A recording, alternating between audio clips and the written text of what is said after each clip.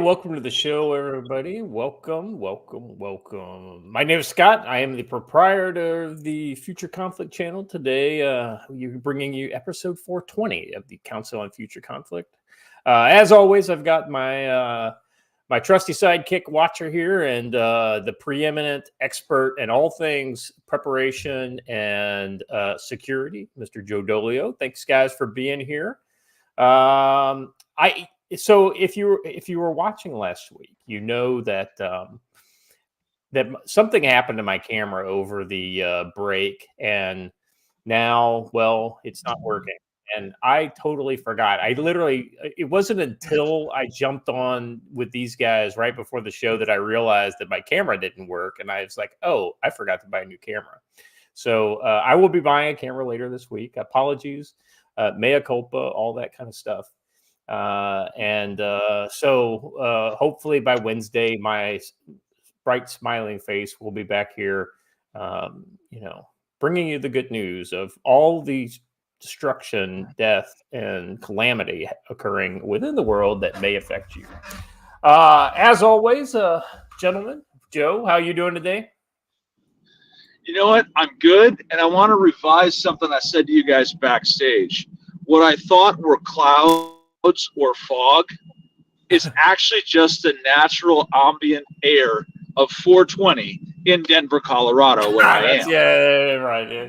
Watch out for that. Keep the windows up so you don't get that contact eye. Right. My day couldn't be much better because I just left the northernmost Buc-ee's in the United States, where I got an assortment of sausages and cheeses for my lunch later, and I got a bag of beaver nuggets to take home. If you've ever partaken of beaver nuggets, I'm sorry about your life. Was there a sign on your way out of there that said like "Last Homely House"? Right. We just wrapped up a great class with a bunch of good folks from all over the country down in Oklahoma at the Smoke River Ranch, which Watcher and I will be doing a lot of talking about in the future with Joel and his people. And you know what? It was a great time. We met a lot of great folks over the weekend. Watcher did some videos of the class that we're going to be using for promotion purposes. Of lots of folks. We had some really good role playing by Don and members of his clan. It's a good time. We had a great weekend. So I'll be happy to get home today, though. Yeah, I know the feeling. It's kind of like at the beginning of a trip. It's like God, you need it, right? But invariably, when you've been away from home for about a week to 2 weeks, that's where the kind of the tracer burnout starts to happen. You're like, I need to get back to my cave. It's like I need to recharge my batteries. This today marks week 3 on the road, so I am glad to be pulling back into Big Fork, Montana this afternoon. Very good. Yeah, I mean it's Montana's coming home now. When do you get all of your gear finally delivered? It all apparently arrived in Kalispell on Friday, and we're going to have to go up and get it. But fortunately, I know there's a couple of really big trucks just sitting there at Camp Ponderosa that we can use. Yeah, absolutely. So, you're actually well provisioned, right? Oh yeah. We're pretty well set up. We can go and get our stuff there. That reminds me, though, I want to promote something for the folks at the Northwest Montana Food Pantry. What is that weekend? Is it the 5th and 6th or 5th through the 7th, whatever that is, of October? We'll be holding a veterans stand down in Libby, Montana. It has many times over been ruled the largest one in the country. Vets can come and get some clothing, some food, some services signed up for, and some job counseling. There'll be businesses that are hiring veterans available there. So check out Northwest Montana Veterans Food Pantry, which is their website is veteransfoodpantry.org, and learn about the Libby Veterans Stand Down coming up in just 2 weeks. I'll be there. The guys from Shield Arms are going to give us a hand in setting it up, and then all weekend. I'm sure there will be a certain Virginia gentleman who will probably be around for it. We're going to try to make it a really big deal. So. Yeah, that'll be awesome. You guys, you're going to have at least 3 or 4 events there each year that are just going to be the bee's knees, right? It's. I get the feeling that when I get back to the States, my frequent flyer miles going into, either Kalispell or one of those airports around there is gonna rack up. Yeah, I think so. Glacier International is an easy drive, but so is Missoula. You've made it before. Yeah. Missoula's not bad. And it's, boy, is that pretty country. I mean, it's just like I can't say it enough. I showed a lot of people the pictures. Just having them on my phone, and so many people have not been to Montana. I'd never been to Montana until just a couple weeks ago when we were there for our event. So its beauty is actually indescribable, and I know a lot of people say, "Oh no, where I live is gorgeous." No, you really cannot dispute the beauty of Montana, especially in the Swan River Valley where you came. And speaking of drives from Missoula, Tomas, if you're watching, we're going to make that dinner thing happen this week. So give me a shout. Yeah, the only thing that I would say to that, Joe, is that it's not that Montana isn't beautiful. There's so much beauty in the world. The problem is almost always the people.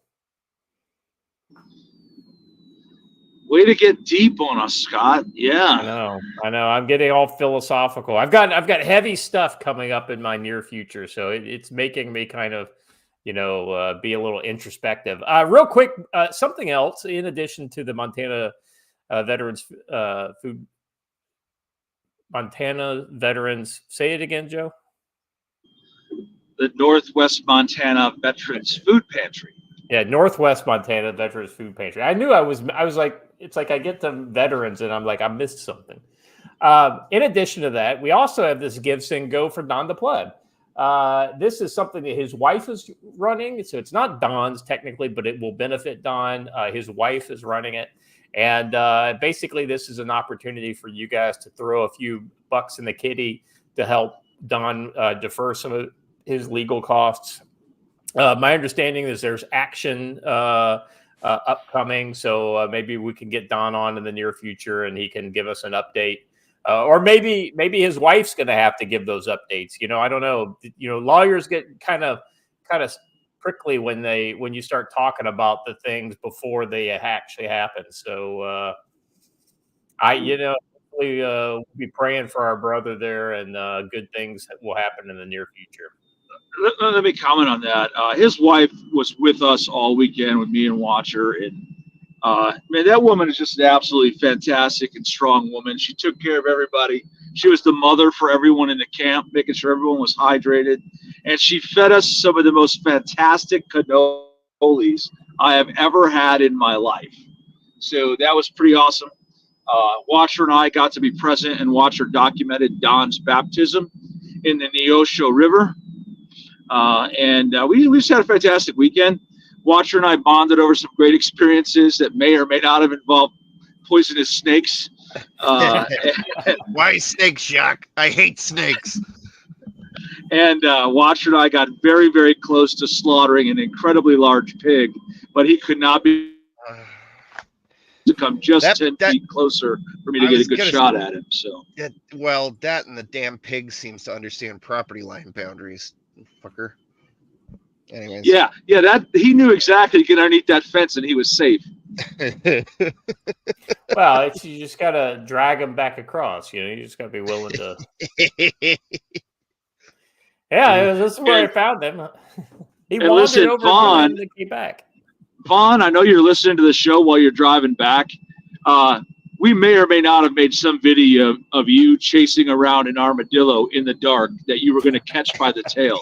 So I'm just saying that may exist. And Yeah, I can neither confirm nor deny the existence of said video. And I do have to say that for those of you in our personal circle who were potentially looking at buying my drone, you have missed out. Somebody saw it in action and snapped it up within like 20 minutes. So did you sell it through did you sell it through I sold it to a viewer. Oh, via internet? No, via Joe's class. He was in class. Person. Okay. Yeah, awesome. And, That's and, awesome. and I told the dude, I'm like, listen, if you don't buy that right now, I'm buying it in 5 minutes. So It's a sweet little deal.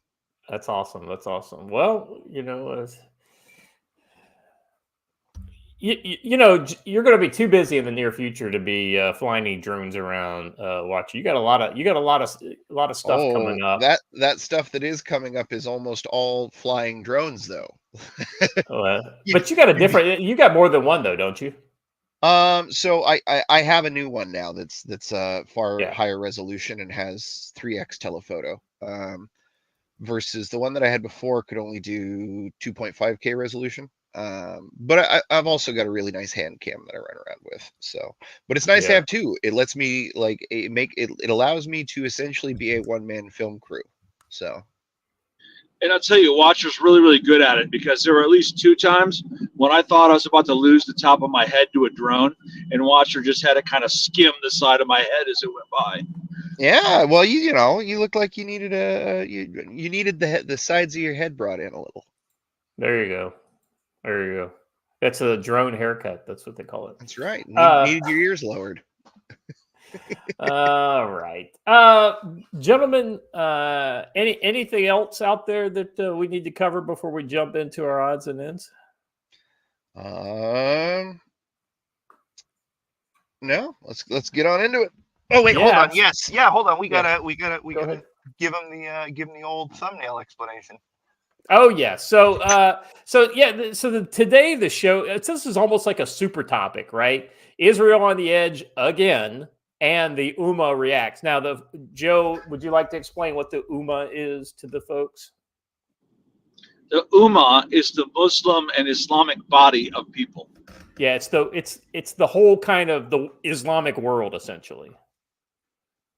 And it's not just the countries; it's the people too. So it's like, you know, when you've got all the invaders in Europe now are part of the Ummah, and so it's Now, that doesn't mean that they all act as a single body, but, you know, they kind of all are connected. And the Ummah reacts, right? And so basically, we've split these two things into basically what did Israel do, and then who is responding to it. And that is a big explosion that occurred in southern Lebanon. It looks like Israel is finally kind of decided to start making direct attacks against Hezbollah locations. So we'll go into that in more depth. And Joe, did you see the video of what appears to be like a bunker buster or something like that they dropped? I have not seen much video, but I heard a rumor there have been a lot of explosions in that area in the last few days. Well, yeah, of course, it started last week with the pagers and then the icons. Let me just say, for the love of all that is holy, they were not Baofeng radios. Stop it. In fact, the radios that they bought, they had to get custom done because they aren't in production anymore. Oh, the ICOMs? Yes, the specific one of the ICOMs that they asked for was no longer in production. They had to start back up the production line in order to fulfill that order. Interesting. All right. Well, somebody learned a lesson about buying pagers and radios from Shlomo's Discount Comms. So. Yeah, exactly right. Maybe that's not such a good thing. Well, hey, I'll tell you this interesting thing. Israel could probably publish a video called "How to Bring Down a Helicopter with a Pager." Air mechanics. Yeah, I didn't hear about a helicopter getting crashed. One of the ones, yeah, burned out the inside of it, and then it came down as it was burning. Yeah. Interesting. All right. Yeah. So we got a lot of good stuff to talk about today, and let me tell you, there's plenty of other stuff going on in the world. So don't you? I'll be honest with you. I was kind of circling around two China related topics, and I almost went China as a second segment. But I think that there's enough that. It wasn't, you guys know the deal. There's always something happening in the South China Sea, and there's always something happening with China. So it's kind of like I can push the pause button and we can always come back to it, by Wednesday. So expect probably Wednesday we'll be talking about China. Maybe we can call our buddy Jim and get him to stop in for a bit to help us out with that. I had a surprise viewing in person of Jim last week. Yeah, he popped into to Matt's place and said hello. I heard his voice over my shoulder, and I was like, "Oh my God!" He said, "Well, Matt thinks I'm here to meet with him, but I really just came here to see you." I'm like, "Hey, happy to see you, brother." Well, that's oh, go ahead. If you're both there, he wins if he tells each of you the same lie, right? That way. Exactly right. But I wanted to comment one last thing before I know we're going to get into the main topic, but there is a new chant that has come out in the region, and it says, "From the liver to the knee, South Lebanon shall be free." I don't know what they mean by that, but oh, good Lord! From the liver, come on now, Joe. That ain't right. All right. Let's jump into our first topic here. Do you guys remember like 2 weeks ago, there was a video of Massey basically saying, enough, I'm not going to take part in any theatrics or anything like that. I'm just going to tell you exactly what's going to happen. And the fact that I know it's going to happen makes me angry before it even happens.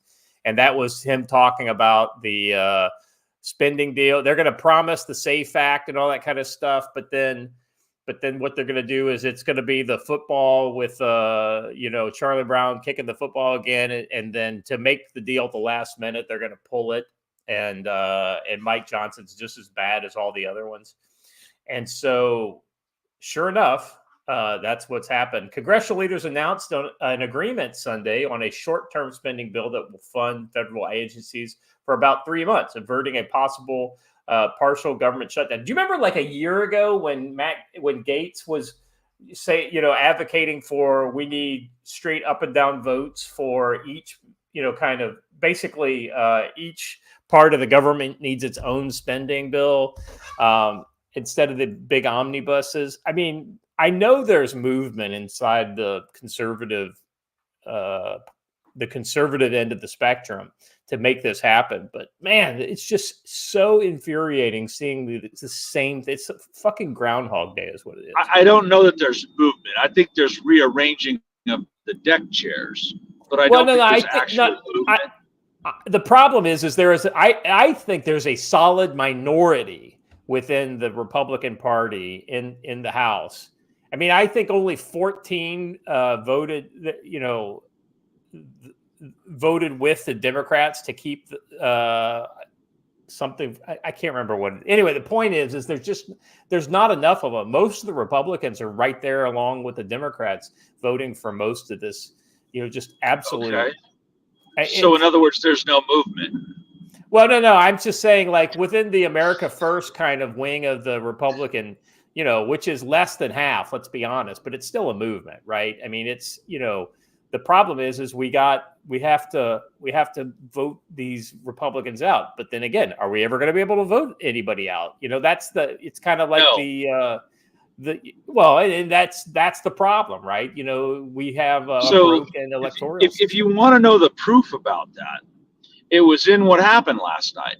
You should be analyzing every single person who wanted the SAFE Act provisions removed, and you need to be getting them out. Exactly. Anyone who objects to a requirement that only American citizens be allowed to vote in our elections is not an American. They're not upholding and defending the Constitution. That's they're upholding and defending their nut, their piece of the pie, and they want to continue to get their money is what they want. That's what they're trying to do. Hold on a second. Let me continue on with this.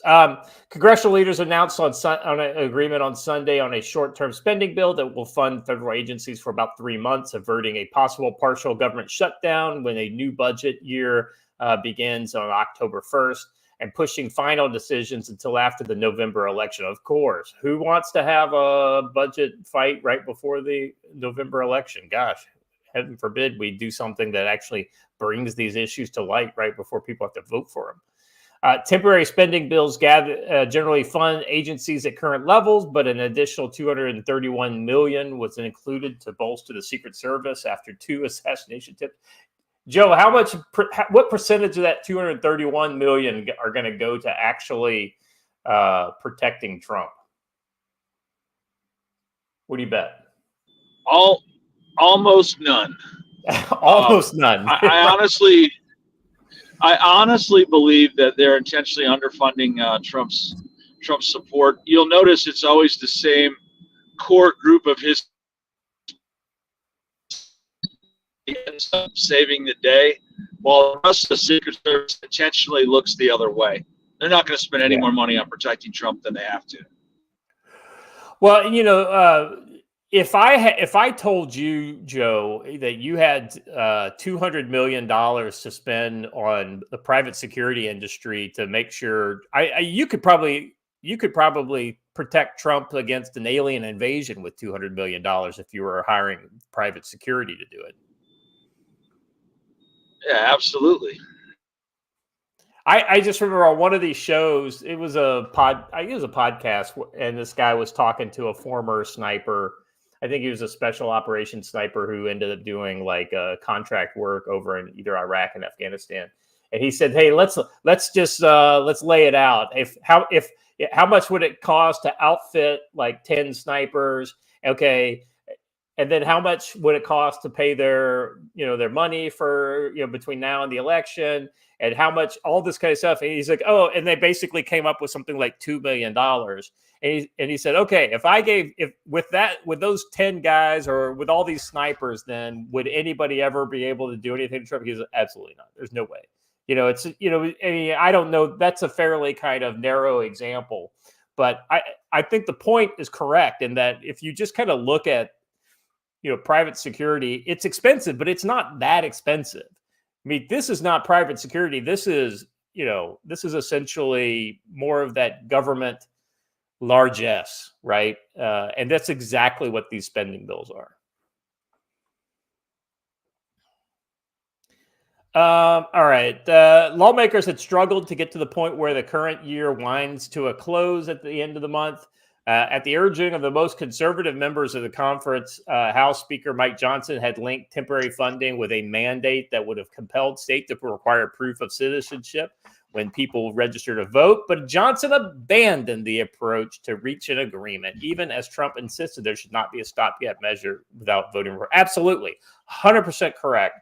And the thing that surprises me about this story, this is AP, and it's the fact that they even mention this. I mean, this is a 4-paragraph story. This is not this is the first 4 paragraphs, and they mention that in the first 4 paragraphs. That's actually saying something that they would bring that up. Let me say this again, that this should be a no-brainer. Any state that doesn't want to require citizenship for votes is a problem. This should be the most basic and easy answer that both parties can agree on. Only citizens get the right to vote. I don't understand why this is complex. Well, I mean, you're preaching to the choir, brother. I mean, I don't even think of people who haven't served the country in some fashion or another should be able to vote. So, I mean, I'm even a little more hardcore on it. But Watcher, what's your take on this? the least surprising thing ever. Look, man, I'm not saying that it would have been a good thing for a shutdown. I think it would have been a better thing for a shutdown, but you still would have had an interesting drive to the polls because the Democrats would have, as they always do, successfully blamed any kind of shutdown or delay of benefits on Republicans. And that may have boosted their numbers at the polls. So I'm just trying to potentially think generously about this. But yeah, no, it's awful. I'd love to tell you, hey guys, go out and make sure that every single person who supported this you get rid of, but the fact is either votes don't matter, which is probably likely, or Republican voters are fine with this behavior, in which case we just need to start a new party, gents, because obviously this one doesn't want us. Diana let's is be not wrong. honest. Service guarantee citizenship. Go ahead, Joe. Sorry. Yeah, so let's be honest. Not requiring citizenship to vote allows cover for the vote steal. You can say all you want that it's the illegal alien. That when we say, hey, a vote was stolen, they can say, oh, well, maybe some of the illegals came in and voted, stole your vote. No, they're just covering up the steal they did on paper by saying the aliens had a right to vote. Yeah, what they're doing, yeah, and I'll go deeper into that. What they're doing is that they're bankrolling these people's, they're caching groups of names and numbers and addresses of people that could maybe conceivably potentially voted, and then they use those when they fill out their paper ballots. Yeah, the interesting thing is that I think most of this kind of Haitian and other illegal immigrant thing, these people for the most part are not in massive numbers going to be voting in this election, but it makes enough of a problem that it absolutely gives cover to all the other voter fraud techniques that are going to be going on. And I'll be honest, none of them are going to vote, but their votes will be cast for them. Oh yeah. It's in the states where they have those, like, what is it, Michigan, right? Motor voter in Michigan without. It's actually most states, but Michigan for sure, yes. Yeah, it's absolutely nuts that I can't believe we're right back here where we started 4 years later. But this is from a separate editorial, not the AP article, but this is the author says, defending his missing spine, Johnson wrote in a Sunday letter, and this is in quotes, while this is not the solution any of us prefer, it's the most prudent path forward under the present circumstances, adding, as history has taught, it is taught, and current polling affirms, shutting the government down less than 40 days from a fateful election would be an act of political malpractice.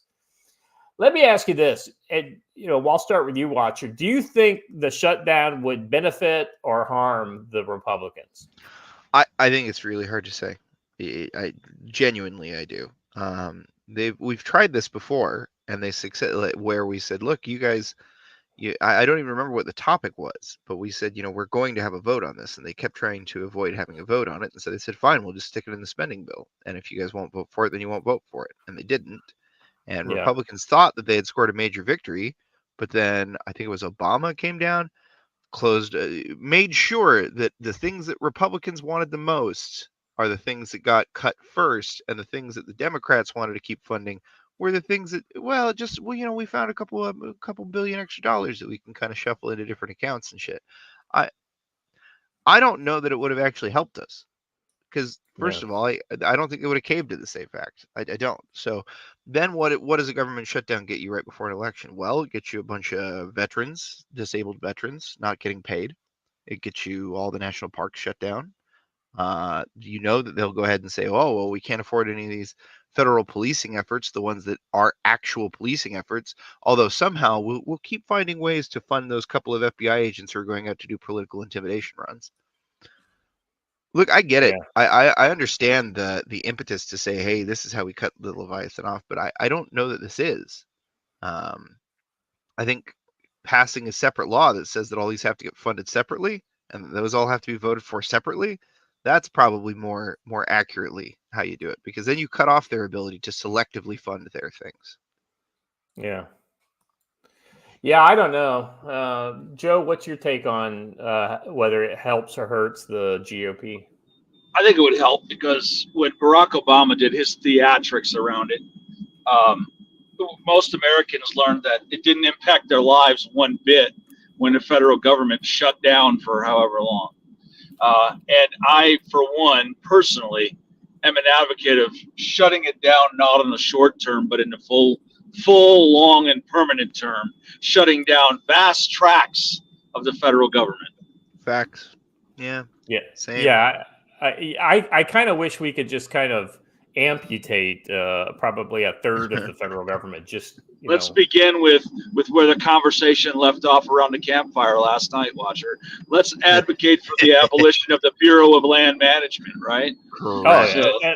BLM should absolutely be transitioned to the states. All that federal land should go directly to the states. And I'm not even a big fan of the states maintaining it. But you can't just put it up on the auction block tomorrow, right? It BLM, would have to be DNR, right. IRS, FAA, FDA. I mean, I could go down the list, brother. Well, yeah, like let's not forget the FCC. Oh, of course, not the FCC. Although, the irony, poor sad hams. Whatever will they do with their Saturdays? So the irony, the FCC and the IRS are two interesting kind of things that it's like a chicken or the egg problem, right? It's, some agencies create the regulation, right? And then other agencies are created because, hey, we've got this regulation and we need somebody to regulate it, right? And the FCC is a great example of radio than terrestrial TV, right? But who watches terrestrial TV anymore? Nobody. Who listen? I mean, radio is pretty set. It's not going anywhere. Nobody's going to go into crazy off AM, FM spectrums, and all the other stuff is pretty well divvied up at this point. You don't need the FCC to continue to suck up, because the need is gone, right? It's kind of like unions. Yeah, there may have been a need for the unions at some point, but now that need is gone, so they shouldn't exist, right? It's kind of like NATO. NATO had a need to exist, and it just becomes some self-perpetuating blob after the purpose it was created goes away. Now, a good example of that not necessarily being the case yet is you would have, in order to be able to really get rid of the IRS, and I agree with that, is we have to also then get rid of our tax code and simplify the tax code so that we don't need this. No. You were right the first time. Get rid of. Yeah, get rid of is fine. Look, man, the government used to be able to fund itself without taxes. Taxes are a modern invention. That's what I'm saying. But well, listen, if the government returned its constitutionally mandated size, we wouldn't need it, right? But we do have obligations, whether it's the Department of Defense or all the veterans stuff, that we have to pay for, we have an obligation for, so bonds. The way governments have always raised money, bonds. If you can talk the citizens into funding it, then we can talk about funding it. If you can't talk the citizens into voluntarily funding it, go fuck yourself.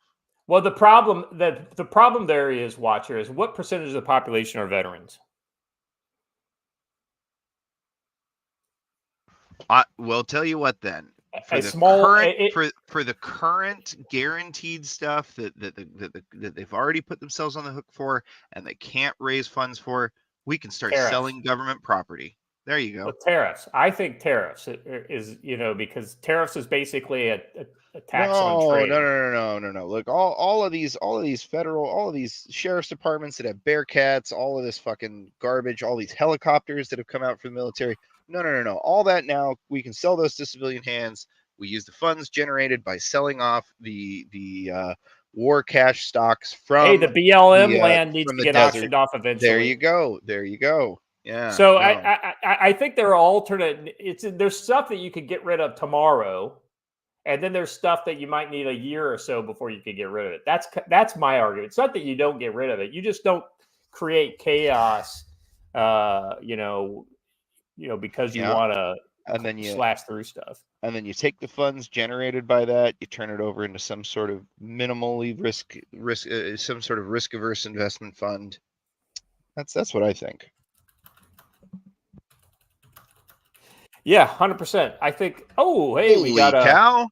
High-powered Blaine. Hey, Long time no see, brother. How are you? I'm all right. How are you? Hey, I'm pretty good. Hey, did you get a chance to look at that black and white thing I sent you?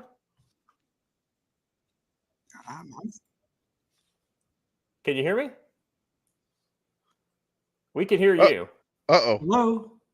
Yeah, we can hear you. Hold on, let's type it in the private chat. Yeah, chat. Let Blaine know if you can hear him, because I can hear him. Hi. Yeah. Hi, Blaine. I can't wave at him. I just, it was a fun subject. I had to weigh in. Well, please do. So the problem is, and I think this gets resolved a great deal. It's already been resolved. It just hasn't been forcefully put through, which was Chevron ruling. Yeah. Chevron ruling really does gut a lot of the federal government, because you've got a lot of people that exist who are preparing policies that they have no right to enact, who are, pushing regulations out that they have no right to enact. And the Chevron ruling really does away with it. I think Chevron is probably the most significant Supreme Court ruling in the last 100 years. It easily surpassed the whole thing which got the media's attention, which is, Trump's got unlimited immunity, he's going to be a dictator. And that's not what that said either. So I think with Chevron in place, you can start going through the government and going, okay, what do you do? Well, I put together regulations on gas stoves. Okay, you're fired. Right. Well, but Blaine, did you hear my argument? Is that ultimately there's stuff that you could literally turn off tomorrow and nobody's ever going to notice, like say the Department of Education. But there's other stuff that you need to kind of figure it out first before. The Department of Education has been a failure since enacted. Yeah. It has literally lowered our education standards since it's been in place. It has not achieved any of its goals. Zero, none, nada. And it constantly lowers the bar, and it has no real authority now that Chevron's happened. So when all is said and done, you can have a Department of Education, but it might be like one guy and two secretaries. That's it. And then and they write recommendations. No, they can recommend whatever the hell they want, but they certainly don't need thousands of employees. And the federal government has been very secretly, the employees have been reclassifying their jobs to make themselves difficult to be laid off. Yeah. They've been making their jobs listed as essential so that there's a more detailed procedure to lay them off, all of which I think Trump will simply ignore and let them go. Yeah. Yay. Well, I mean, yeah. I'm sorry, but the other problem is if you do away with the IRS, there are things we do need to raise money for. And the minute you do away with the IRS, it's a lot like what's happened out in California, where they said, look, you can steal $900 worth of stuff and we're not going to prosecute you. People start stealing a lot of stuff. And if you tell people, we're not going to have an IRS, there will be no one who pays taxes. Only complete utter morons, i.e. Democrats, will be paying taxes. Everyone else will just go, hey, if you're not going to prosecute me, I'm not giving you a penny. Blaine, especially if you're guys like us who have like a significant kind of off the books stuff that you have to basically let the government know, hey, I made this $20,000 this year. Here's your 25% of that. Yeah.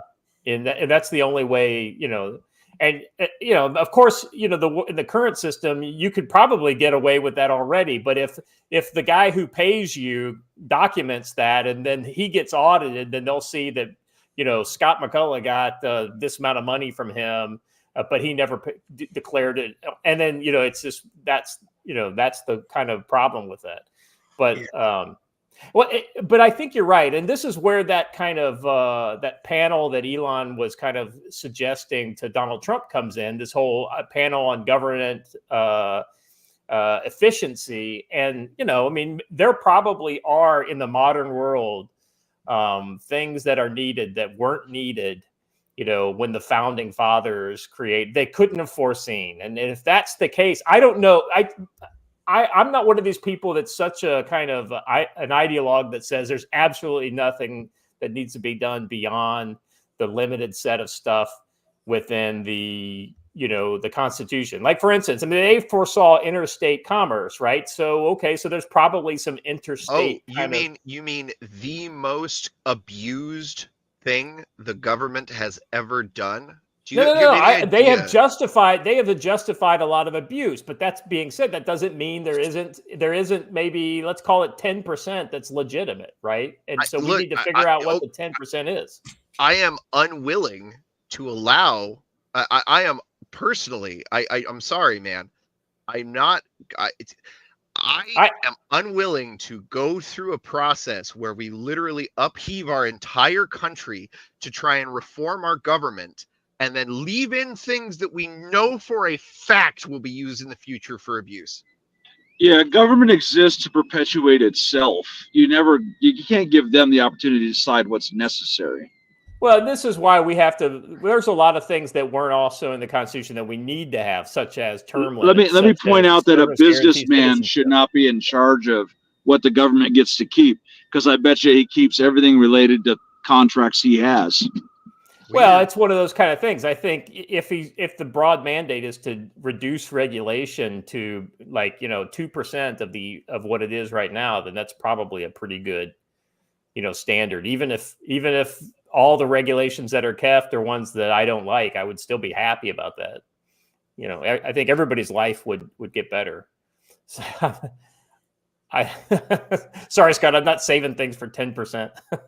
Yeah, that's my exact, I'm not giving up all of this reform that we want to go through.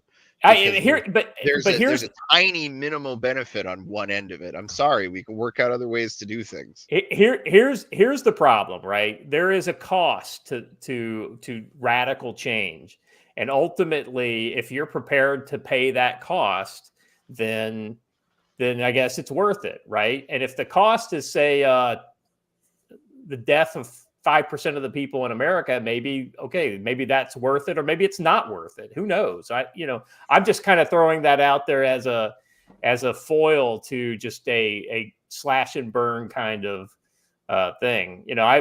This is not an ideological standpoint that I'm taking. It's more of a kind of, we don't know exactly what could happen when you start breaking it. Go ahead, Blaine. Blaine's got something to say. Well, look, when Trump got elected last time, I actually applied for a job in the administration. And when a new president's brought in, they open up a website of presidentially appointed jobs, that fill various committees and things like that. And I threw my name in the hat just for grins, because I thought this is going to be a great ride. And boy, was I right. However, what I will tell you is scrolling through that list was eye-opening. For example, there's things that are easy cuts that wouldn't impact anybody on a day-to-day basis. NPR, gone. Just gone. There's zero reason that they can't sell ad revenue and compete on the open market if they're truly a free and open system. They should be able to do that. What was amazing to me was the entire board of the Kennedy Center is appointed by the president. Really? And it turns out we fund a lot of what goes on at the Kennedy Center. Now, I'm all in favor of the arts and stuff. We have museums that we fund. But why are we funding the Kennedy Center and then I have to pay $100 to go see a play there? This is bullshit on a stick. It's literally, we are funding for the elitists who live in D.C. their entertainment. We have 12 police departments, or 13 in Washington, D.C. alone. You telling me we couldn't consolidate that down a little bit? it really doesn't take a lot of gray matter. I did this in the corporate world. I sent a lot of jobs overseas because that was my job. But I helped managers evaluate what jobs are actually necessary, where, and how. And it's easy to do with the federal government. If anybody out there is trying to defend NPR, bite me. Yeah. Yes. Bite No, me. hold Lick on. my taint, okay? Woo! I am done with this shit. Yeah, as a former employee, let me say that anytime you ever bring up, oh, we need to cut the federal funding there, they'll try and say, oh, but we're 98% viewer funded. Great, then find some way to replace 2% of your funding, and we're done.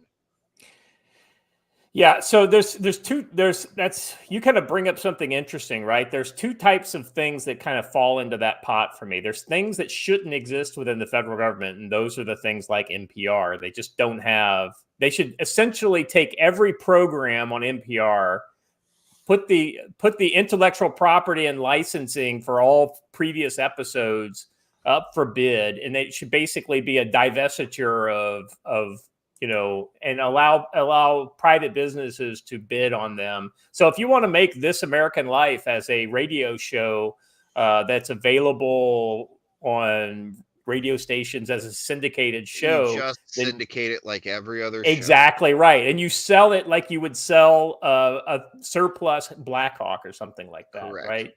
And then there's the other thing, right? There are certain things that I think it's good that the federal government has their fingers in, but not 1 dime of appropriated funds should go into it. So, okay, well then how do you pay for it? Non-appropriated funds, right? I mean, these are funds that have to occur either A, from its own activity. So like, for instance, it's able to self-sustain itself. Like, there's a lot of these things called NAF organizations within the DoD. They're called non-appropriated funds, right? And so these are things like MWR pays for itself. And how does it pay for itself? Well, people buy trips, like the soldiers, they give discounted trips to soldiers, but then they also have restaurants, and the restaurants in Korea have little casino rooms in the back. And so they pay for themselves through the casino activities and things like this, right? And so no taxpayer money goes to it, so that it's not hurting anybody to exist, right? Now, if it was appropriated funds, I'd say MWR goes away. It goes away. We don't have the money, to do things like that.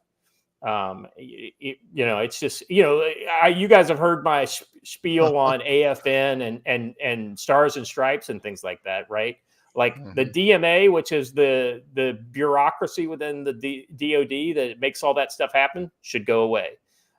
So anyway, point is that the capability may stay, but ultimately it needs to go away. The bureaucracy surrounding it needs to go away. A lot of it needs to go back to the states. Look at the federal dollars spent on school lunches. $17.2 billion are funneled through the Department of Education out to the local schools to provide lunches for free for people who can't afford lunches for their kids, I guess. My whole thing is, why is that a federal problem?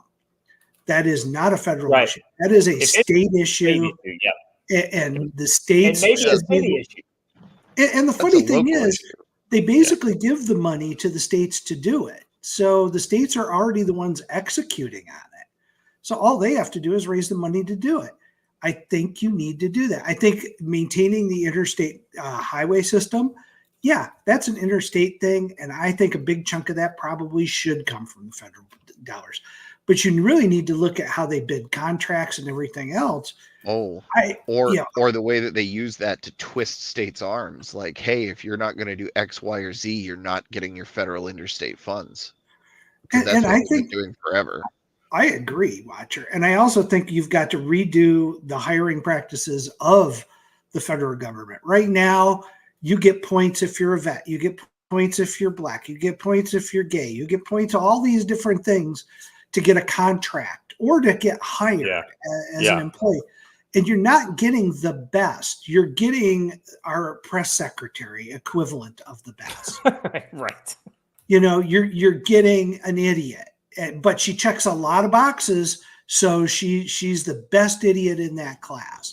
I've always been a fan of Sideshow Bob. Listen. Some say she's an idiot. Personally, I feel more of a syphilitic moron. Okay. Yeah. Well, it's a joke, and you got to clean up the federal system. There were jobs that I saw posted when I was laid off at one point that I was perfectly qualified for across the board. My resume had every single thing that they wanted. I applied and never got an interview. And I talked to a friend of mine in the government. He goes, "Well, you're not going to get an interview. They already know who they're hiring for that. It's either a contract employee that they really wanted, or it's somebody internal. They're just required to post the jobs." Exactly. I could cut a lot of freaking waste out by saying, "Look, your whole thing is to hire the best person, and the best person might not be internal," because you end up in a situation like we did this weekend, where we're getting a good glimpse that the big government, the deep state, is really just running our entire government. Biden's not in charge. Blaine, another thing. I understand that when you have an organization that's a fairly good, even if you were to cut like the federal government by 90%, right? And you only had 10% left, you'd still have over 300,000 people, which would be a huge corporation in America, right? And so you're still going to need HR function and all that kind of stuff, even if you cut 90%. But here's the thing. The problem is that who hires the people who want to hire a GS? Like if I want to fill a GS position within my shop, who hires them? We do. We hire them. That's what allows that to happen. So it's like you basically make a job. You get the budget for the money, you make the job, and then you select the person, say, "Hey, listen, we want to get this guy in for this job." You tell him about it on the DL. He applies, and then everybody else applies because it's on Fed job or whatever. And then you ignore everybody else. You can't ignore everybody else. It's just a process, but ultimately you can get the guy you want. Well, if it was a small, like very lethal and efficient hiring cell, so the people who hired have nothing to do with the job, right? Then that would do away with that, and that would put the best person in there. Now, you would also have to get rid of all the DEI stuff, all that crap as well. But that's I can't imagine that happening in the near future. But that's in a perfect world, that's what you'd need. Yeah, I agree. All right, we really went off the rails in this, but I think this was an awesome discussion. Let's shift to the Sahel because most people have no idea where this place is. I know Joe knows, I know Blaine knows, I know Watcher knows. We've talked about this a bunch, but I think it's important for us to bring this up because we talk about these hot spots in the world, like in Europe or in the South China Sea or in the Middle East, but there's a lot of stuff happening in Africa that is related tangentially to a lot of the other big things, whether it's China, Russia, international terrorism. Essentially, ISIS, when they were getting their ass kicked in Syria, ISIS basically matriculated into Africa and is running hog now around the Sahel and central. I'm about to teach a historic point. Do any of you guys know why it's called the Sahel? Sahel, if I know. Exactly. Back in the early days of our country, when the Barbary pirates were existing and all of that, the State Department time said, "Where in Sahel is that?" And it just stuck.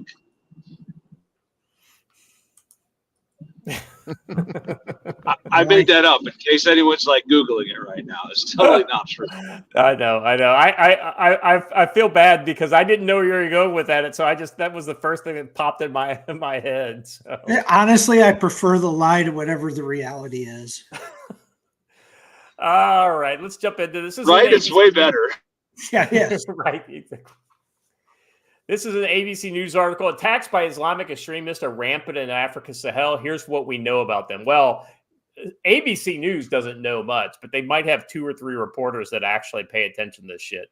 And last month, at least 100 villagers and soldiers were killed in central Burkina Faso.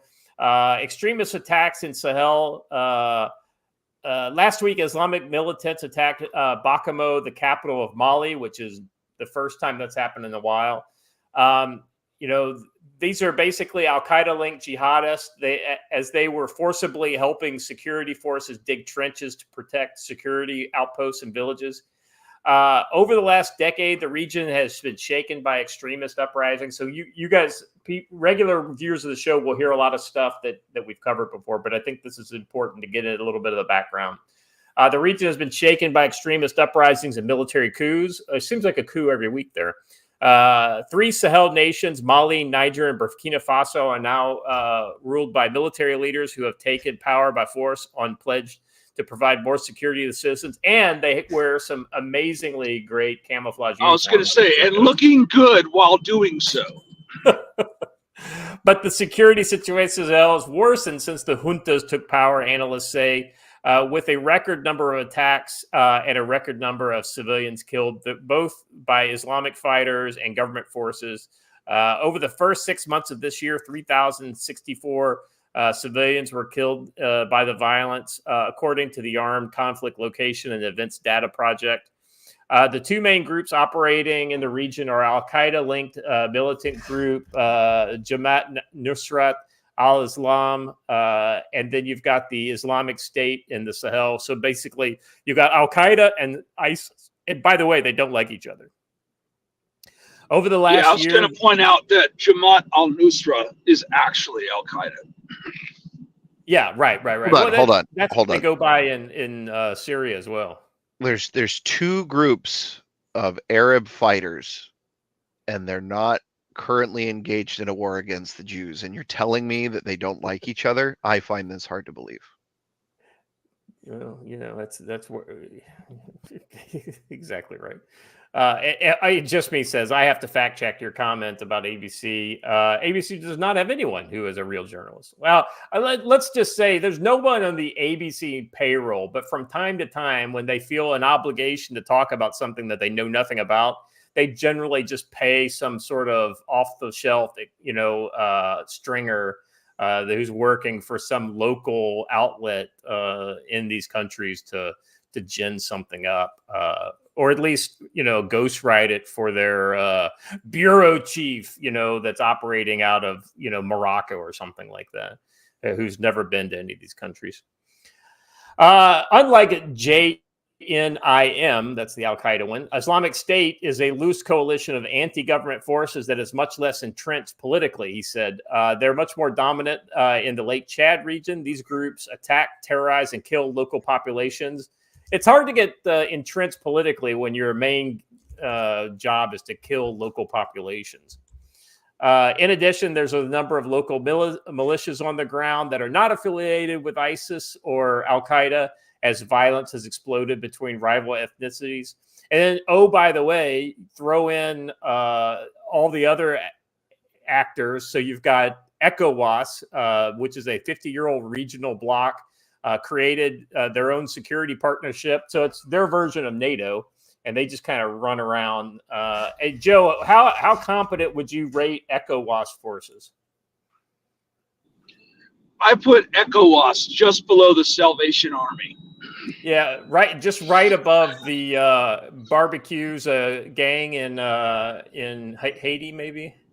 You know what the most surprising thing about this is that you're telling me that an area that's been ruled by fighting and warring tribal warlords for about 3,000 years is still ruled by warring and fighting warlords. Shocking. It's almost like, when the colonial masters leave, it goes right back to where they were. They just have better uniforms and more guns. It's almost like Western society enforced order and reduced barbarism. But then we decided to go back to barbarism. Wait a second. Isn't this all part of the Ummah, Joe? Oh, yes. Apropos of nothing, of course. There's a huge security vacuum after the withdrawal of French and American military from the region, and the Sankar, which cannot be filled by Russia. Troops from the Wagner Group and the Russian military private PMC present in the region are being financed by junta governments with few financial resources. But ultimately, they don't need the financial resources. They just give Russians rights to exploit the gold and whatnot. And it's Bob's your uncle. So it's not fair to say it's just the Russians doing it, because the Chinese are having a field day too.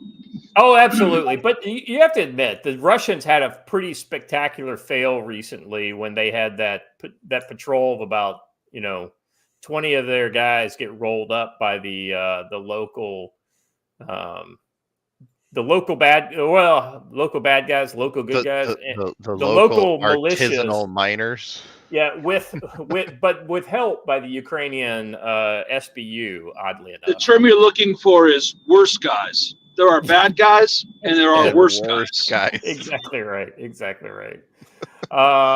Anyway, and you're right. The thing that China has been very apt at doing is basically keeping their head down and just focusing on business, whether it's building roads to mines and then mining the things or exporting the things back to China. China's been very good at that without getting really involved too much. They did have some problem in Pakistan recently with some of their folks getting kidnapped. But hey, that's just the price of doing business. Blaine, let me ask you this. As a writer, you're always looking for interesting kind of conflicts, right? It's the bad guys versus the good guys is easy, right? But there's a lot of complexity in some of these regional, like you got two Islamic groups that are against each other. You've got private PMCs that are in there. You've got, commercial interests, that butt heads with security interests. There's a lot kind of going on in this region. And maybe that's one of the reasons why it's hard to get a grasp on the whole thing.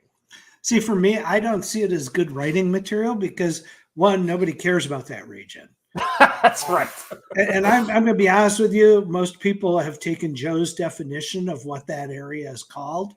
Yeah. And that will be now circulating on the internet as gospel. Second, most of these groups that are involved, to explain their differentiation and explain why they bought extra vowels in their names just is too much. And nobody cares. If you're writing a story, you got to have something where somebody actually cares about something. Nobody cares about this region. And that's why they're in there in the first place. They know they can go in there and shoot each other up. And nobody is going to intervene. How many times in history have outside forces and Westerners, et cetera, tried to intervene in Africa, and name how many times it's actually worked and been sustainable? I think it's zero. To quote Danny Archer, this is Africa. Yeah. Well, TIA. Yeah, absolutely right. Now our government probably cares about it because, these are bad guys. But in the end, you're not going to ever hear about us mounting a military operation of any significance down there. Hey, speaking of people caring about Africa, I mean, didn't we catch Joseph Kony yet? Talk about 12 years of wasted psyops. I mean, unbelievable, right? I mean, that guy's no, wait. The PMCs that are handling that are actually brilliant, because the quote I was told is, no, we're getting paid to hunt Joseph Kony. No one has paid us to catch him. So that's how Africa works, though, in all honesty. That is how just mow the grass every once in a while, right? It's like you're not trying to pull the grass out, you just mow it back, I think the epitome of how Western culture kind of views what's going on even in the Middle East today is, while we're on this show right now, BBC America is playing Zero Dark 30 while Israel is bombing the crap out of Hezbollah. Right. So, I mean, this is the level that we really care about this stuff. And I hate making it sound that way, but we really don't. No, you're 100% correct. I mean, and let me make another point about this, is that when the bloodletting gets so bad that even the locals have had enough, what has always been their default position? And I think we lost you. Yeah, Joe, you're breaking up. Well, yeah, Haiti's the best example of all. Haiti has been a shithole since I've been alive. Mm-hmm. And there's absolutely no reason for Hutus and the Tutsis were killing each other. We meant you wanted to stop it. We didn't mean we wanted you to actually fight us and kill us. Well, so it's one of those catch-22 things. Joe, you were breaking up a little bit there, so we got I think half of what you said. But the irony is that in one of the little breaks where we couldn't hear you, Blaine mentions Haiti, which is the exact same problem as Rwanda, right? It's a problem that everybody wants to say, "Oh, this is terrible," but nobody wants to fix, right? I mean, nobody is willing to get in there and actually do anything that fixes it, right? And it's just it's virtue signaling on a global scale. You won't know that it's a real hot area until the Clinton Foundation shows up there. We'll tell you. Right. That's how you know the grift is good. Yeah, because that means there's money to be made. Laura Cox, member for 11 months, says, "Hey, Joe, Hadi McHonderson, present. Hail CFC." Thank you, Laura. Appreciate you. Listen, that's a secret code name of a resistance contact. You're not supposed to reveal it. It's Sarah's against the wall, huh? Okay. Yeah. Hadi McHonderson. I told my students they had to meet Hadi McHonderson, and they did. So. By the way, just real quick, I want to go back.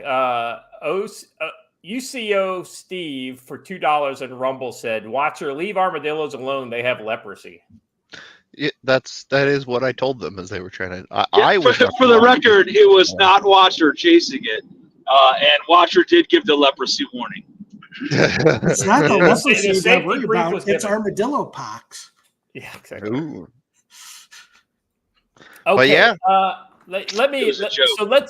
I'm glad you're here, Blaine, because we have a Blaine related topic for the last one in the odds and ends. We'll try to keep this one a little short. So apparently the Joy Boys are getting their rocks off in the Ukraine. Ukraine's gun-armed ground robot just cleared a Russian trench in Kursk. I assume there's an appropriately gruesome video of it going through the trench and just taking down Russians and then running them over inside the trench. But we won't be playing that for YouTube's sake. But just when I heard this, I immediately thought of Land at Sea. Oh yeah, I'm ahead of the curve. That's right. That's right.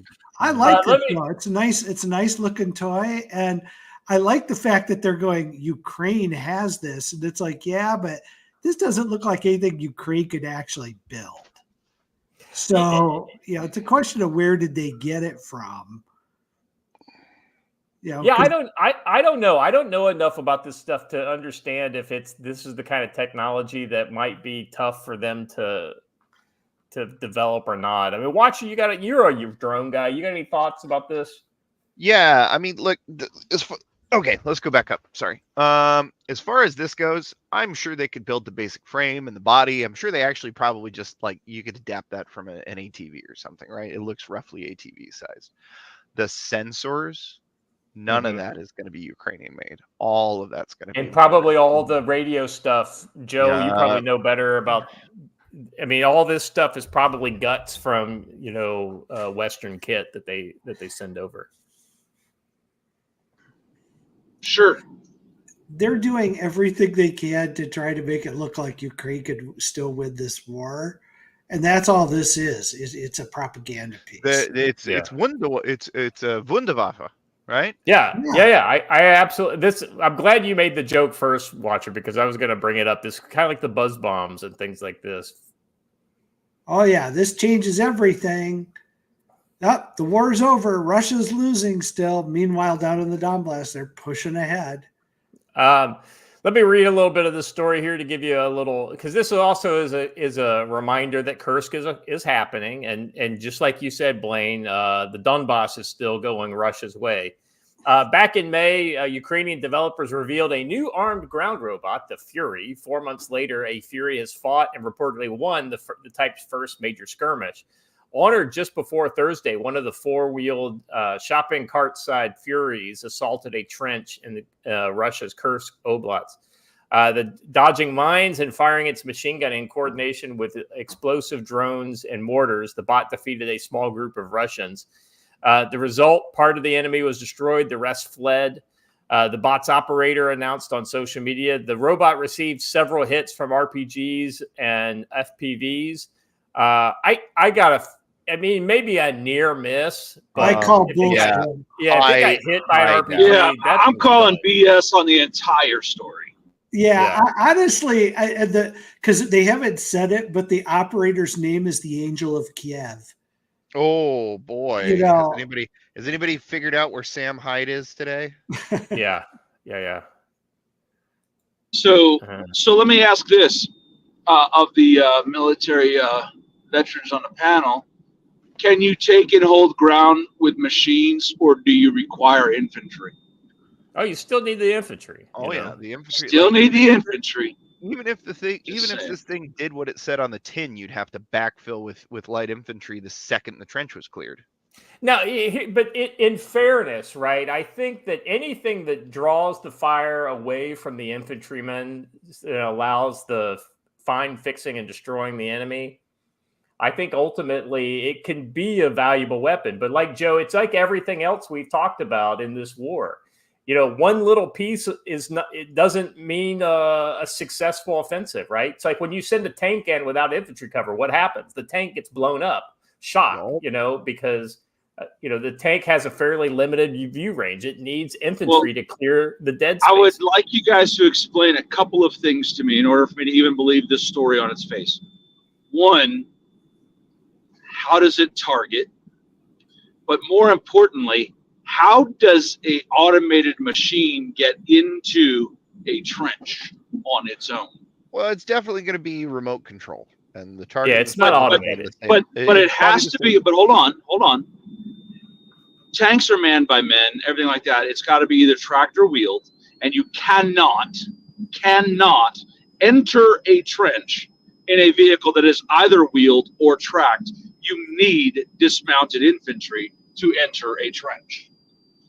Not only that gun did not look like it could decline enough that even if it straddled a trench, could it fire down the trench? Well, so I'm picturing its ATV size, and you're totally right. There's a lot of trenches that are going to be too narrow for it to get in. But let's just be generous and assume that this is like the main trench highway that they ran down.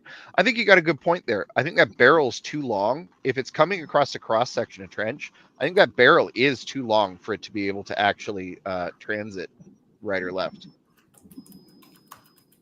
For me, I think that when they're saying they're trying to chalk this win up to the robot itself, I think if you noticed in the text there, it says in combination UAVs with mortars and UAVs and all that, and so I think this is just one little piece of a bigger fight, and then they're basically wunderwaffering this into the main character role when it was just another capability that probably worked 60% as advertised. And again, we're accepting at face value the word of a group of people who are known to lie about literally everything they do.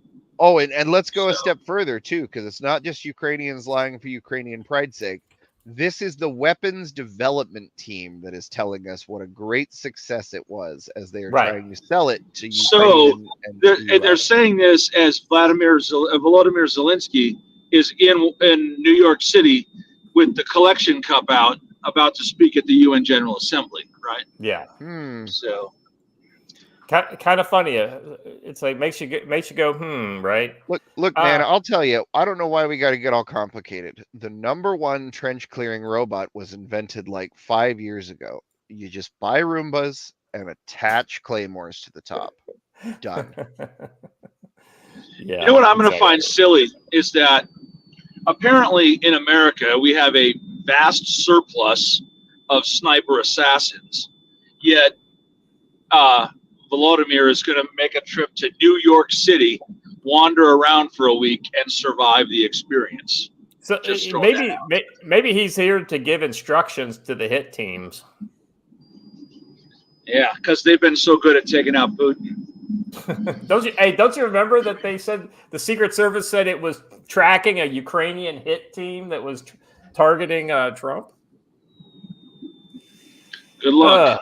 You know, you don't need military aid if you can afford to send a hit team into one of your allies to take out their political rival. I'm sorry, you get no money. Yeah. Oh, in fact, not only do you not get money, like I am legitimately coming more onto the bomb them side of the fence. They'll never see it coming. No, look, I'm sorry, man. You don't like. They've done more than just like a single assassination attempt will be one thing, right? You could write that off as like one kind of crazy. But the fact is they've made it very clear at every step that if we didn't give them exactly what they want, they started threatening us. Fuck them. Well, and they've said and we're not going to have elections. Even CNN said the other day that if Donald Trump wants people to stop trying to assassinate him because he's a threat to democracy, he should stop being a threat to democracy. That's literally saying we're going to keep trying to kill you. Right. Oh, yeah. And let's be honest. These people have not held free and democratic elections since the start of the war. Mm-hmm. They stopped doing it. And they kept saying, if you give us more money, we'll do it.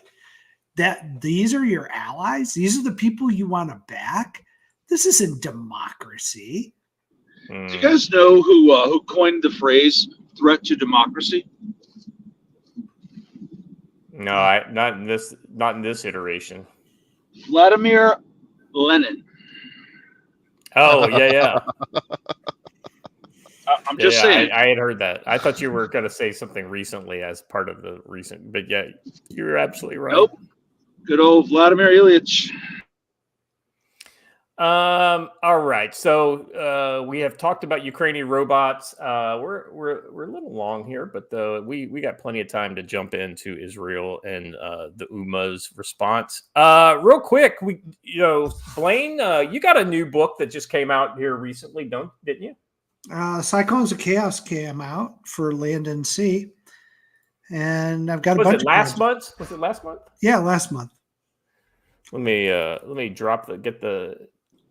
Land and Sea, or as I call it, the Book of the Month Club.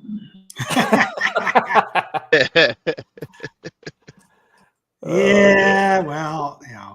So I mean, a certain guy we know could take a lesson or two from you, but I'm going to leave it there because Sibley is now dolioing me. He's sending me emails every day about a short story I owe him. Yeah. Did you try the whole? Did you try the whole? I would respond, but I got killed by a tank round. So I pled the same one he did. I'm like, I got to work for a living. He goes, no, you don't. I'm like, oh yeah, never mind. Well, I've got a book coming out in the next month or so on the Galaxy's Edge series. It's called Lost Legion. It's a mech book in the Galaxy's Edge series, their first one, which is cool. And then hopefully Tenure, I know they're recording the audiobook for Tenure, which is the project I did with Mike Barron of Punisher fame. And Tenure is a book that everybody on this group will absolutely love because the pitch line for it was so simple. I said, picture the Punisher killing the woke. Yeah. So, I mean, that's what the book's about. Sold. Sold. Exactly right. Well, there's another thing that's happening.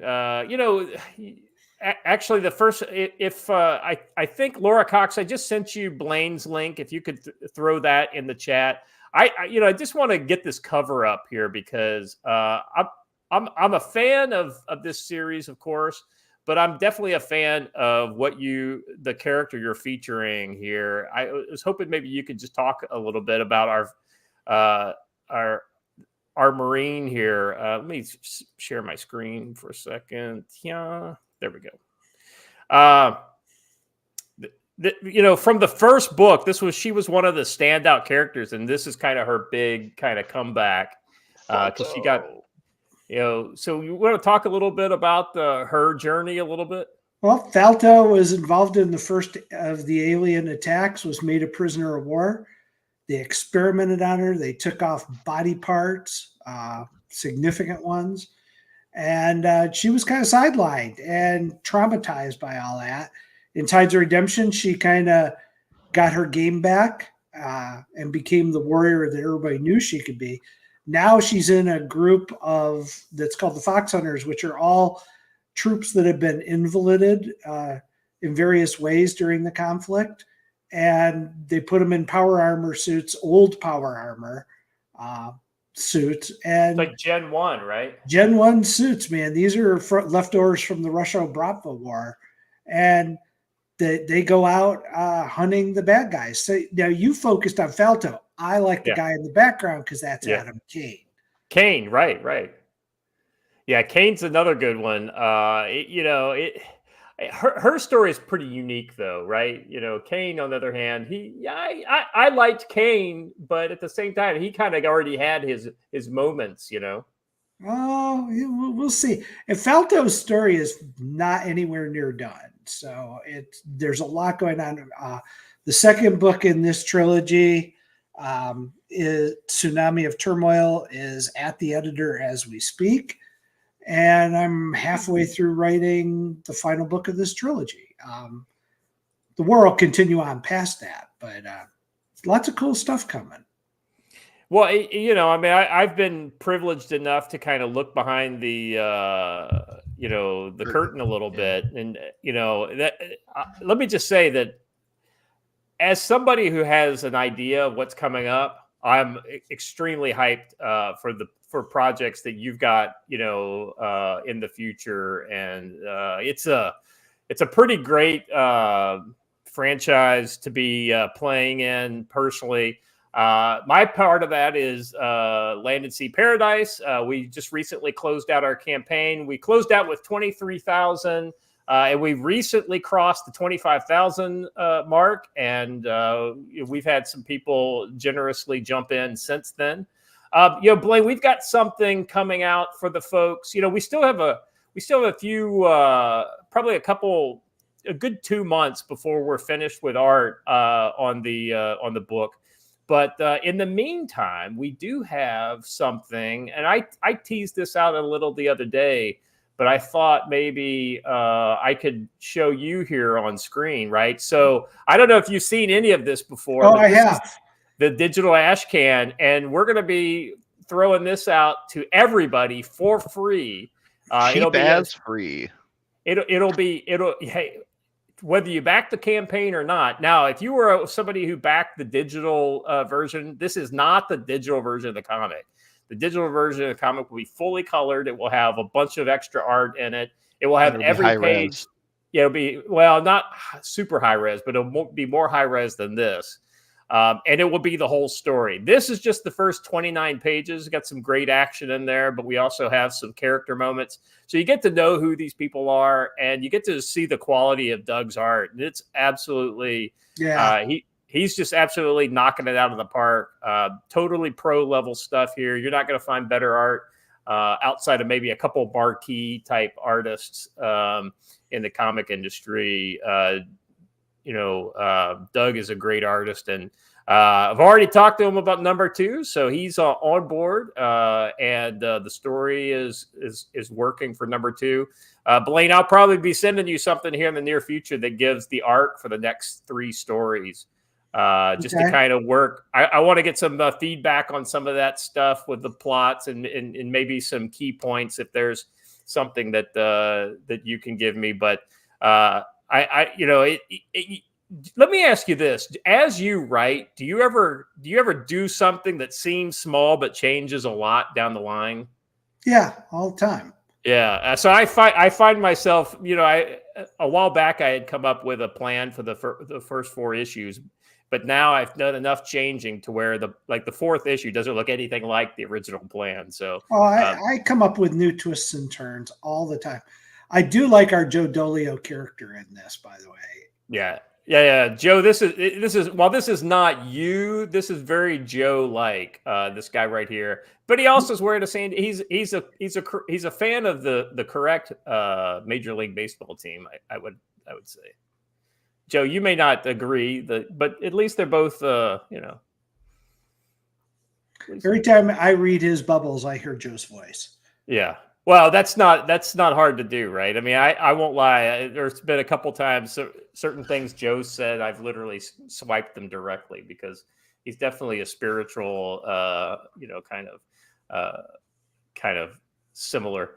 And then so we just to kind of show you the quality of the coloring. So this is a page for that comes later in the book, kind of in the last arc of the book.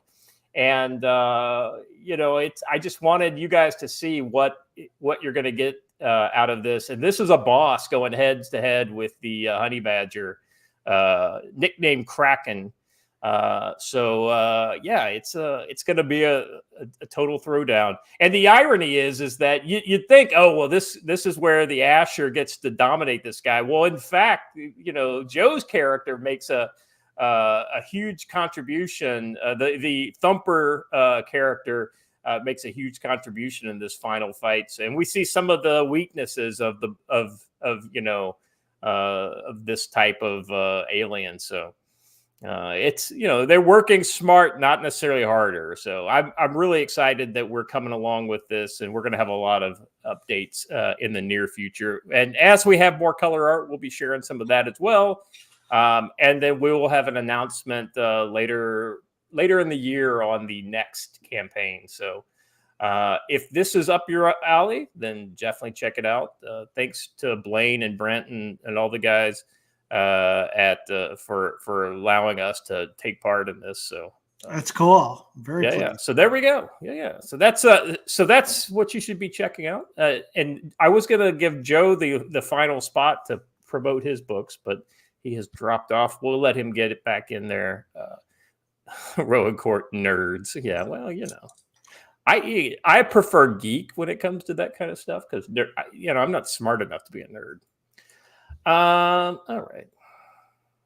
Let's move on, shall we? Israel on the edge again. Israel unleashes hell on South Lebanon with a giant mystery bomb as war escalates. This is an update from 9 o'clock last night. Massive escalation along with the southern Lebanese border. It's very clear at this point as Israeli jets have pounded Hezbollah positions through much of Saturday.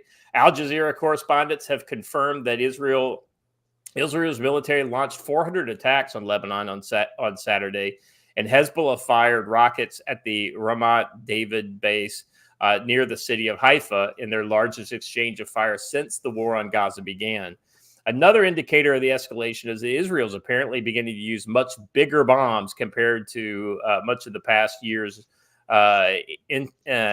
internecine fighting.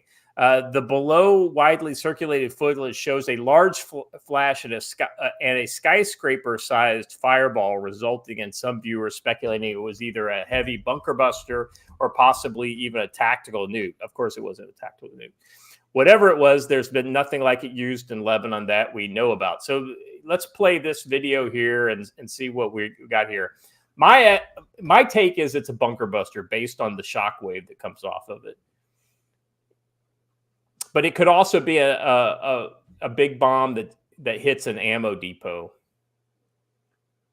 We've seen some of this going on. It seems to be a single explosion, though, not like,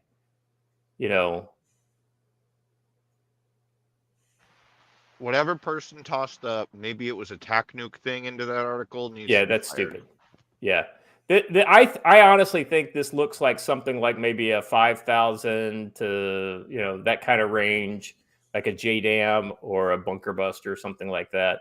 Now, the one thing that argues against it being a bunker buster is the fact that much of the fireball is exterior. If that went several meters into the ground, then ultimately you wouldn't get that big fireball.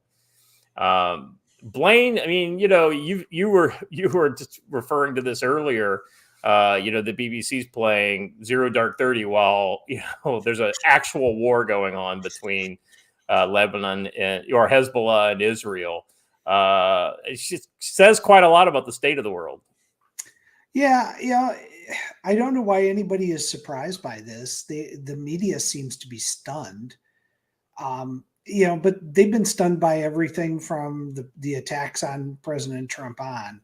So, Israel has made it very clear they're not going to tolerate all this shit. And they took out a lot of the leadership or wounded a lot of the leadership of Hezbollah.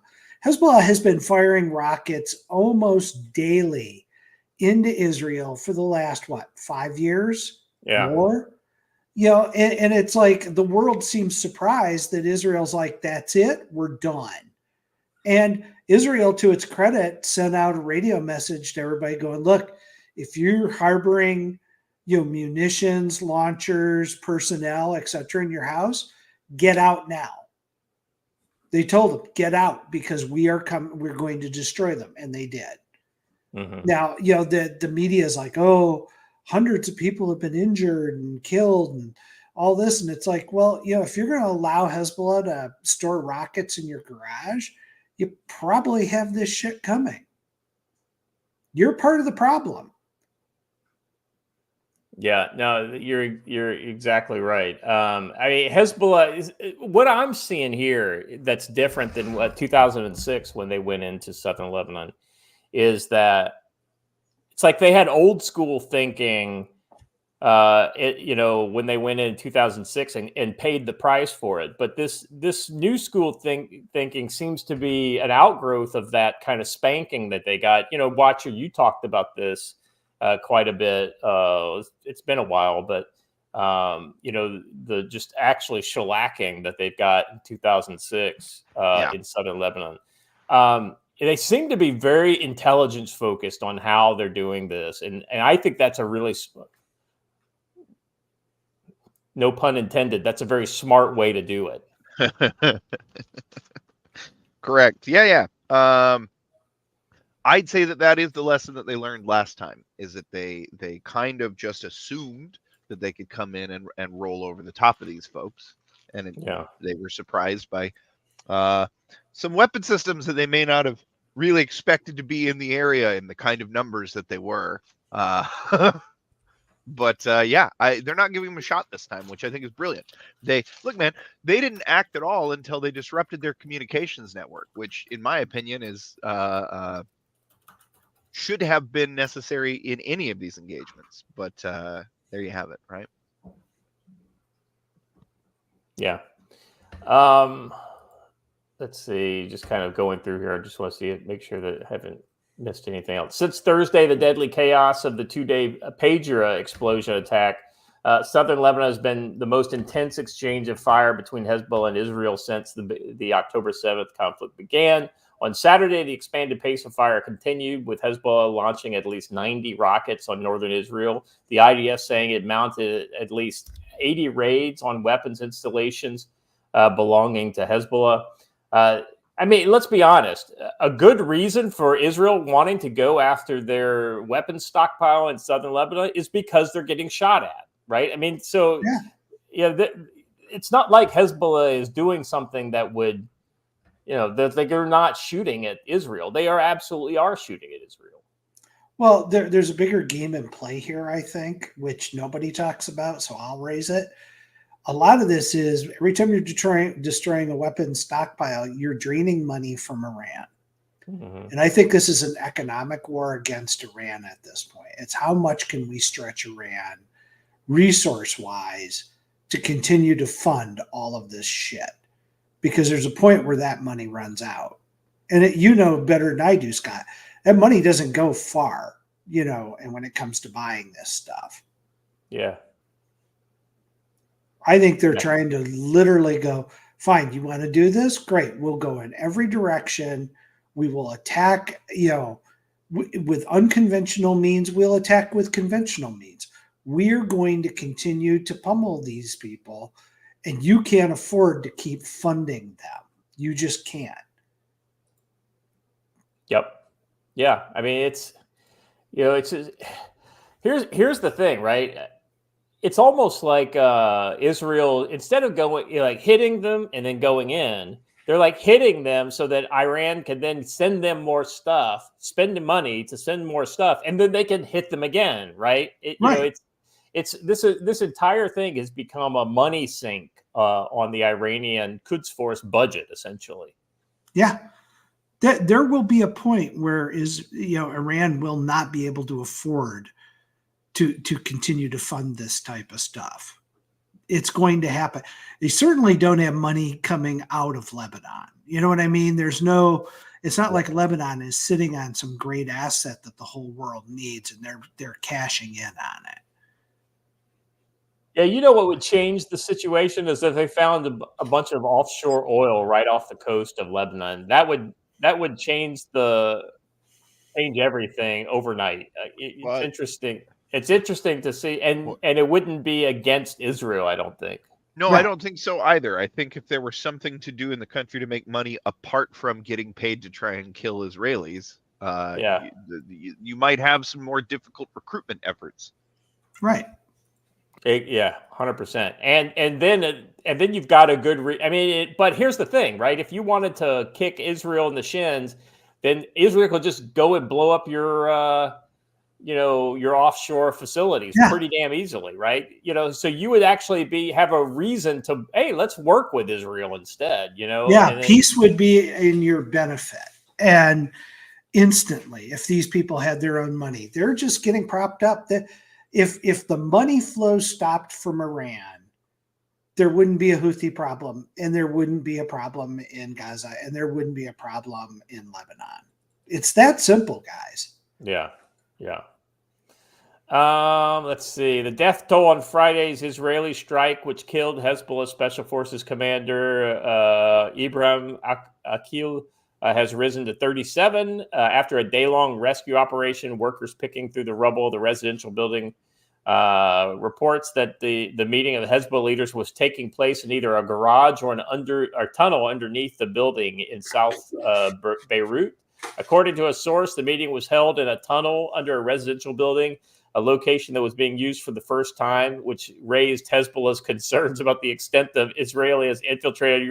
I mean, this is exactly the same kind of thing that bit them in the ass with the pagers, right? I mean, it's like everything that they're doing absolutely is terrifying Hezbollah.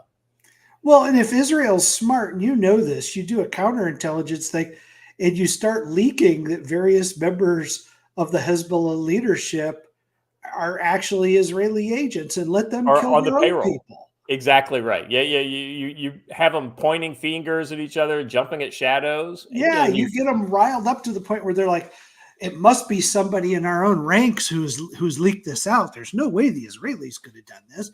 Then the next thing you know, they start killing each other, which is awesome.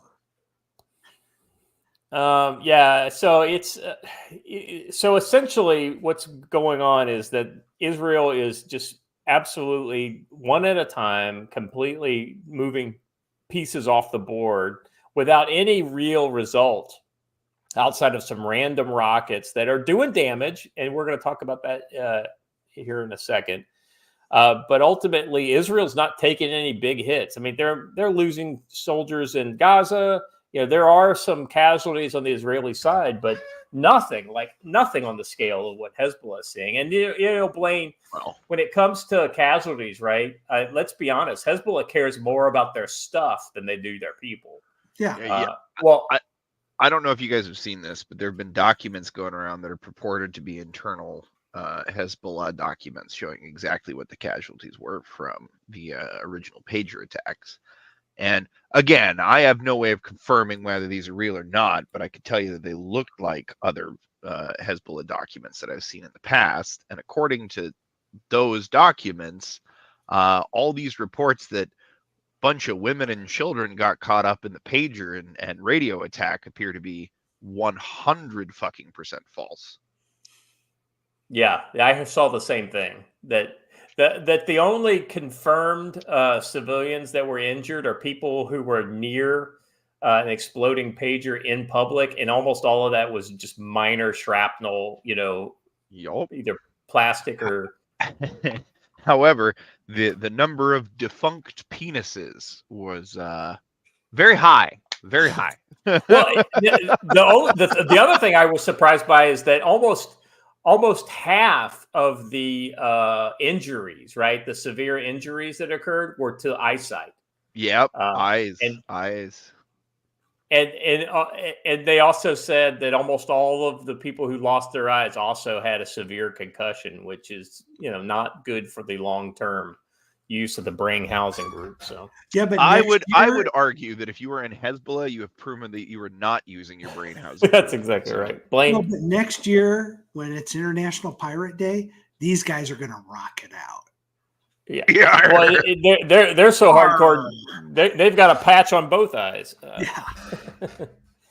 All right. The next one is a tweet from Clash Reports, and I just thought this was interesting. I think it just Israel plays a different game than terrorists do. People say, "Oh, Israel terrorist." Okay, well, yeah. I mean, so sometimes you Scott, do have I'm sorry. damage. I'm sorry. I have to. From Stevie J, new punk song, "The Defunct Penis Tally." Oh boy. IDF, Israeli Defense Force, issues new warning to residents and villages in the Bekaa Valley region. If you are in or near a house that contains weapons for Hezbollah, you must leave it and move away from it within 2 hours. So let's be honest.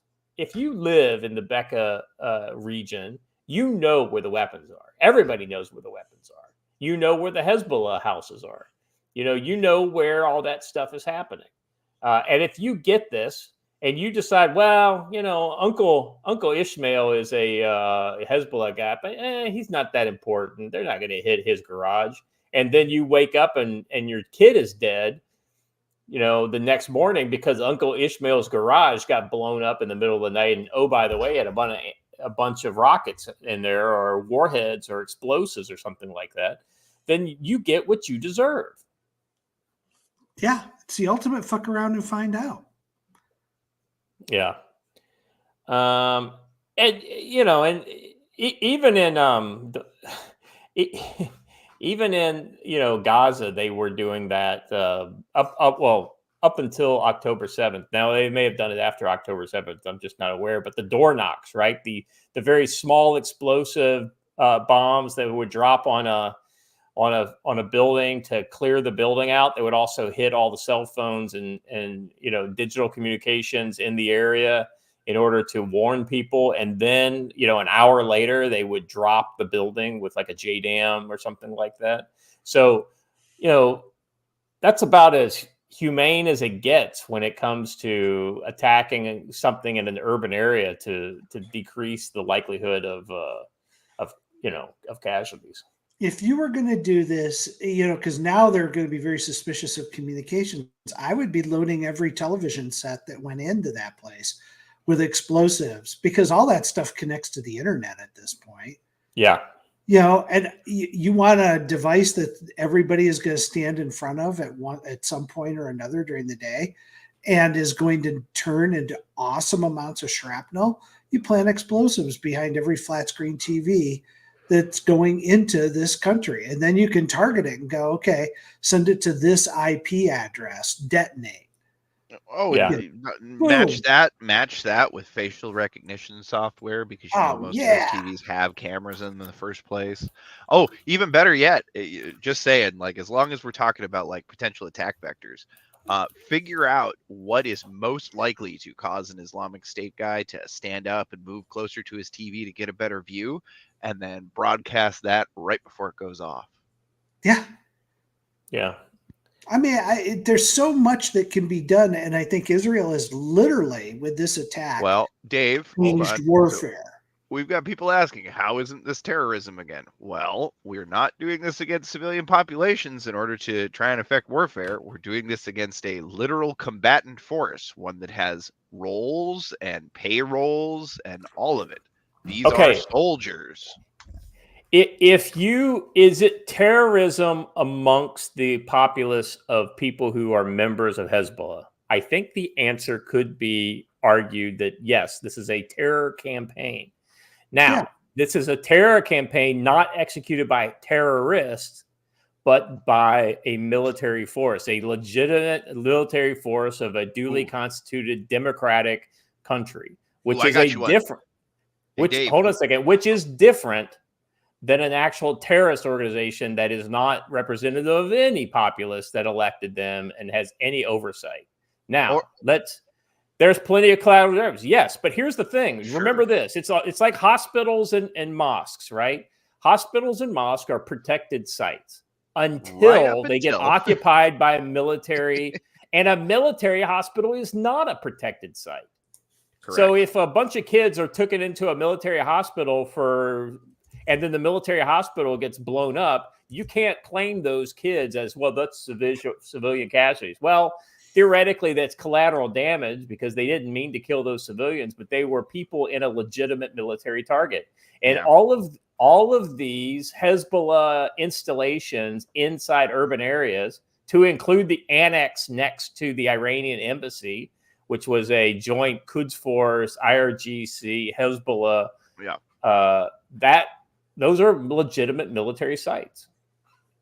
So, and by the way, I'll give you another one there real quick before we move on, Dave. Let me answer your question with another question. You remember that time when the Germans were acting up, and we assembled a fine force of fighting men called the Devil's Brigade that was special forces from America and Canada.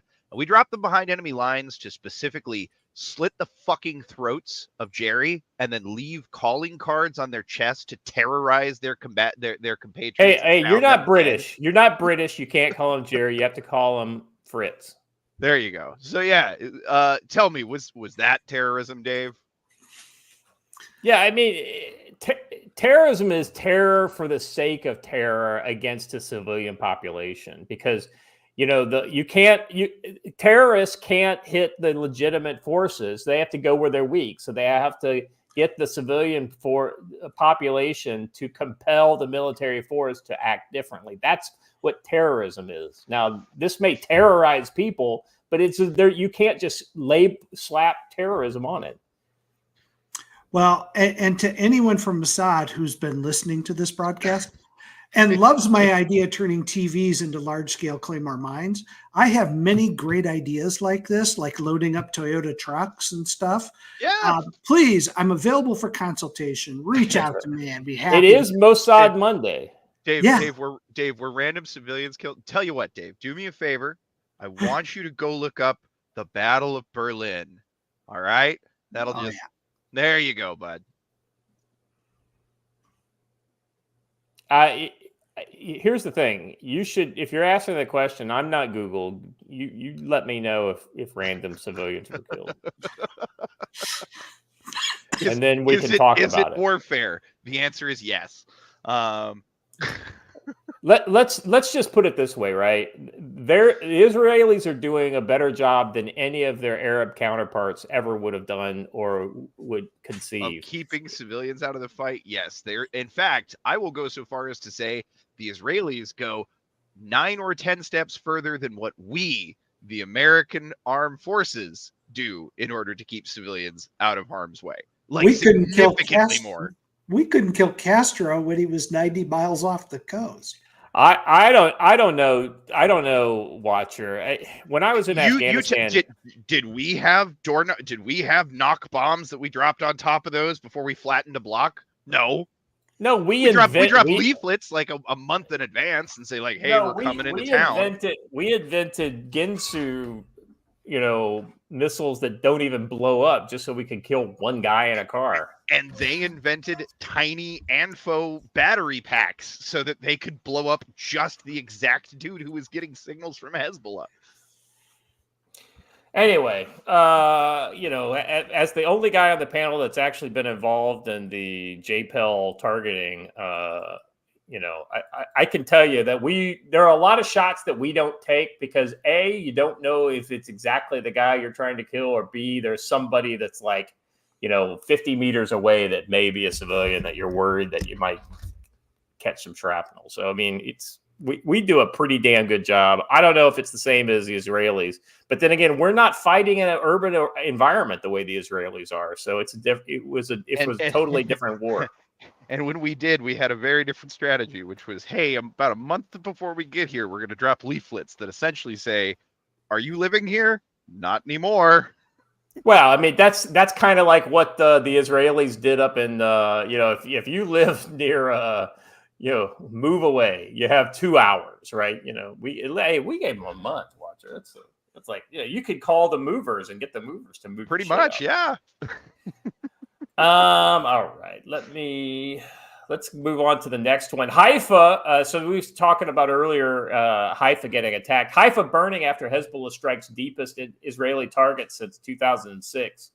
And the overnight and early Sunday attacks, Hezbollah has apparently retaliated against Israel for this week's series of Beirut attacks, which have left scores of Hezbollah operatives, along with many civilians. Well, we've found that that's not necessarily true. Dead and injured. Hezbollah has launched an attack on targets deep inside Israel in what is likely the longest range strike since the conflict began. Israel's Haifa was devastating, waves of rockets and significant damage. We've heard from that other story that it's, Hunch is right in the chat. It's about 90 rockets were fired on Haifa. Israel's Haifa has been devastated by waves of rockets, and significant damage on the ground has been revealed Sunday, including in Israeli residential neighborhoods. Approximately 150 rockets. Okay, so that's more than the other story said. But videos of Haifa can confirm some of the rockets made it through the anti-air defenses. You want to play some of this video, Watcher? Yeah, sure. I unfortunately, my brain's still part in that last conversation, and I just got to say, a lot of these people that we talk to that want to come on here and claim that all kinds of things are terrorism seem to ultimately come down to, unless you can go out and cause violent action with utter perfect knowledge of absolutely everyone in the combat area, you're a terrorist. And to which I say, yeah, fuck off. Yeah, Dave, I don't think what we did was better or worse. I'm just saying, there are a lot of different tools for the job, and sometimes you need a tool that might hurt people that just live next to the bad guy, right? And, but then sometimes you need to firebomb Dresden, right? So it's all about proportion and the right tool for the job.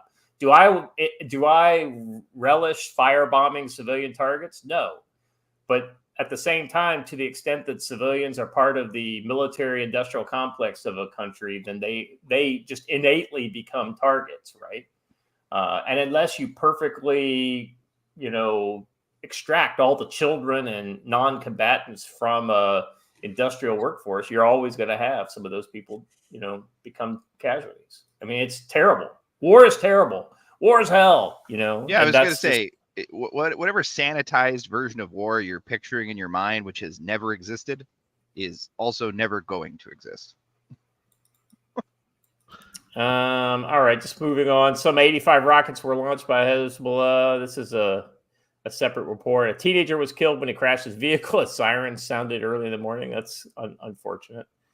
There are reports suggesting coordination with Iran-linked Iraq paramilitaries as well. According to the Associated Press, one rocket caused damage near a residential building near a city near Haifa. Emergency medical services announced that one man was lightly wounded by shrapnel from a missile.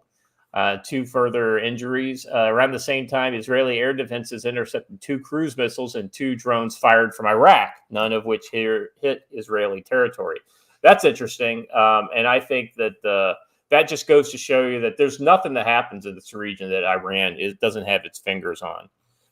So to that extent, some of what's happening here is probably part of Iran's hit back for the assassination of the Hamas leader in Tehran about 2 months ago. All right. Now, moving on to the Ummah responds. I just got to say, hold on real quick. If you guys have been watching, this particular square apparently just got pounded into rubble because this piece of graffiti over here on the wall is the same piece of graffiti from 2 videos ago. Yeah, it's one of those kind of things. It's multiple videos of the same place. It's not like all of Haifa was. It was just this one area, I think. Oh yeah, I just figured we get more than a couple, but that one was would not want to have been living on that street corner. Yeah. So going to the next topic. So the response to all this, right? Israel's kind of actions here. My favorite and yours, wannabe caliphate leader Erdogan says Israel's dragging the whole region into all-out war. Now, I don't believe that. I don't think anybody else in the region wants to go to war. Erdogan does, though. Well, I tell you what, I wouldn't want to be one of these guys going to war with that camo paint on. It does kind of look like slumber party paint, doesn't it? It does. And it doesn't look like colors that, it looks like the colors you'd get from like the Halloween camouflage kit versus the actual camo sticks that you would use. Have they actually, do they actually understand that it's not jungle warfare? Look, because this is not an urban camo pattern. Yeah, this is something else. This is a Hezbollah members parade at an annual pro-Palestinian rally in Beirut. It looks like it's something in it's either a hotel ballroom or a big warehouse shed with a carpet. Yeah. So that's what I look at the ceiling. I feel like it's in a farmer tractor supply warehouse, but I look at the ground and it looks like it's in a hotel ballroom. So I'm kind of like, okay. I'll tell you what, man. I am just super stoked for a repeat of the Turkish army from World War II. Gonna come out, march out unprepared, get half your troops frozen to death on literally the first week before you ever make it to the target, and then cease to be functional as a fighting force. I'm super stoked for it. I can't wait. Well, there's a reason why Turkey basically sat out World War II. They tried not to. But as they were marching their main group of men up there, within the first week, more than half of their entire force fell out as either frostbite or flat out hypothermia casualties and died. Yeah. Let me read it. Okay, so the United Nations is warning of catastrophe in Lebanon, while Turkey's Prime Minister Erdogan is accusing Israel of dragging the whole Middle East into war. He has frequently laid sole blame on Israel for everything that's happened since October 7th. United Nations Special Coordinator for Lebanon, Janine Hennis Plashert said on X, with the region on the brink of imminent catastrophe, it cannot be overstated enough. There is no military solution that will make either side safer. Let me just say, Janine Hennis Plashert or whatever, stupidest thing that has ever come out of human lips. Yeah, just because the military is not the solution to every problem doesn't mean there aren't plenty of problems out there that can't be solved by military force. I know that they're firing 90 rockets at you over the border every day, but violence isn't the answer, you guys. President Erdogan appeared to agree, but took his assessment a bit further, laying blame fully on Israel. He blasted Israel as a terrorist organization, which isn't the first time he's denounced the country in fiery remarks. I've been saying this all along. Israel targets only Gaza Strip. Only Gaza Strip and Hezbollah up in Lebanon, evidently. The recent attacks on Lebanon have confirmed our suspicion that the Israeli leadership's plan is to spread war to the entire region, he said. Israeli Prime Minister Benjamin Netanyahu and his gang, sounds like something you hear coming out of North Korean propaganda. Like we're talking about the Southern capitalist clique. He and his gang have been staging all kinds of provocations to implement their radical Zionist ideology. Would that be the one where Israel gets to exist? So hyper radical, weird. Once again, unfortunately, we see that Israel is carrying out attacks not as a state, but as a terrorist organization. This is Dave, you're in good company. You and Erdogan are right there with each other. This is who I want terrorism. As my bedfellow. The latest digital attacks, the explosions of communication devices in Lebanon, are very clear confirmation of this. He described in reference to last Tuesday and Wednesday's pager explosion attacks, which left scores dead in Lebanon and hundreds wounded and injured. With this attack, Israel clearly demonstrates that it does not care about civilians and will try to achieve its goals at any cost, Erdogan said. Israel and its supporters have asserted that it was a highly precision operation. That's true. On Saturday, Israel very clearly intensified its airstrikes. So, yeah, Erdogan, Dave, I don't want to agree with either side. Please don't straw man what I said. I'm just giving you a hard time, Dave. You're sitting there saying that Israel's terrorists. They're not. Dave, They're just Dave, highly what effective you said, military.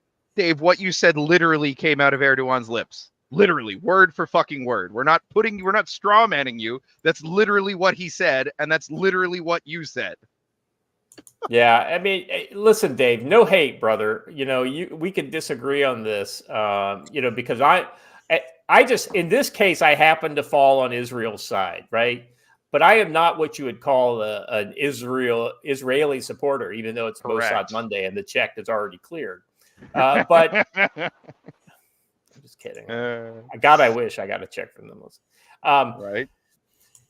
You guys are talking about putting bombs in TV. Yes, that was me, and I did that. And I said, if I were to be waging this kind of war, I would be exploring options like that. Certainly, that is correct. We are the Council of Future Conflict. And Israel is up the ante as to what future conflict is going to look like. It's our job to explore that and discuss it in every nuance, because the state of warfare has just changed. Right. Yeah, you're absolutely, Blaine. No, you're right. Israel kind of did a little bit of I won't say it was a complete paradigm shift, but it definitely, people are out there who thought there's two types of people who are really taking notice. There's the types that never thought that anybody would ever do something like this. And they're the type of people who have thought about doing it, but have just discounted, nah, you can't do that. But then when somebody else does it, you're like, well, wait a second. If they can do it, why can't we do it? Well, not just that, but don't you think, I guarantee you at some point in the next few months, the Pentagon's going to have a thing of turn in your phones because we want to make sure they're not loaded with explosives. You're all going to get issued stuff from now on. No more personal communication devices. Yeah. Particularly among flag officers. This is the job of this channel, is to look at future conflicts, Dave. And you may not like how this conflict is rolling out, and you may have very strong political views one way or another. It doesn't matter. The nature of warfare is being altered here, and we have to explore that. And just from a purely practical perspective, if we're talking about a TV, you can at least positively identify the target before you hit the button, versus a radio, which is clipped to their hip, and then you just kind of got to, Hezbollah did distribute the radio. Yeah. All right. Let's go on to the next one, shall we? So speaking of weapons that are, not what you talk about as conventional weapons, here's a weapon most people discount: the information environment. Israeli army shuts down Al Jazeera's West Bank newsroom. I thought this was pretty interesting and very ballsy. And theoretically could backfire, but then again, when it's enemy propaganda, it's just one of those kind of things. I would say it becomes a target. I would say it could backfire right up until we found out that Al Jazeera was literally hosting terrorists in their buildings. So I don't know, man. Back in May, Israel's Knesset voted unanimously to ban the Al Jazeera broadcast network. The Israeli order effectively shut down all Al Jazeera broadcasts in Israel. Authorities soon after raided its office and confiscated equipment at the channel's Jerusalem headquarters inside the Ambassador Hotel. The Qatar-based news network, by the way, Qatar is where leaders of Hezbollah basically, hide out, and a lot of money comes into. Hamas, and a lot of Hamas money has come from, point of origin, Qatar. It said it was unfairly targeted for the crime of mere journalism, as it tends to give in-depth coverage to the plight of Palestinians. But West Bank offices remain open until this weekend. Israeli officials have long accused the channel of showing sympathies with and support for Hamas and the Palestinian militants. Al Jazeera correspondents have remained amongst the few in the world to continue reporting from the ground in war-ravaged Gaza, despite the extreme dangers, and some have been killed during their live coverage. The Israeli versus Al Jazeera rivalry continues, as on Sunday the network confirmed that Israeli soldiers raided its offices in central West Bank city of Ramallah. The bureau chief, Walid Omari, said other staff members were reportedly briefly detained while live on air while the military court order was presented to them. Let's see. During the broadcast by Al Jazeera, a soldier can be heard informing Omar of a military order to close Al Jazeera's office for 45 days. That's interesting. It's not like a, hey, we're rolling you guys up and we're arresting you. It's a, hey, this office is closed for 45 days. I think it's probably a, hey, we literally found a bunch of servers that belonged to a terrorist group that were being housed in your same building. Now we're going to come and find out how many of you actually work for this terrorist organization. Give us your records. In fairness, this story doesn't repeat that, and this is not what you would call like a Al Jazeera friendly facts here. But also we have video of the server room. So reading the military order given to him on air, Omari said his staff had only 10 minutes to take their personal belongings and cameras and vacate the office. Ramallah office has been operating for decades and has since the spring become the focal point of Al Jazeera's regional operations and coverage following the May closure of its Jerusalem headquarters. Much of the equipment has also been moved there. Al Jazeera's long held offices in the West Bank has provided 24-hour news coverage in English and Arabic of Gaza war going back to October 7th. The network website also carries frequent around-the-clock updates of regional developments. Its camera crews have been capturing Israeli air raids on the Gaza Strip in real time, sometimes with buildings coming down in the very moment live shots are rolling. You guys want to watch the actual? Let's see. It's 55 seconds. Let's. This is let's watch the footage of them actually come in and. Sure, sounds like they got treated fairly professionally, though. Exactly right. I mean,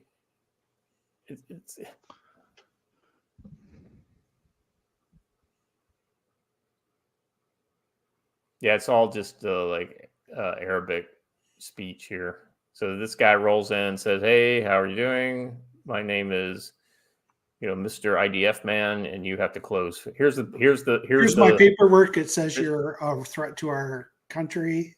Yep. And now you've got Mr. Billy Badass there with his nods on. I don't know what time of day this was, so maybe it was at night.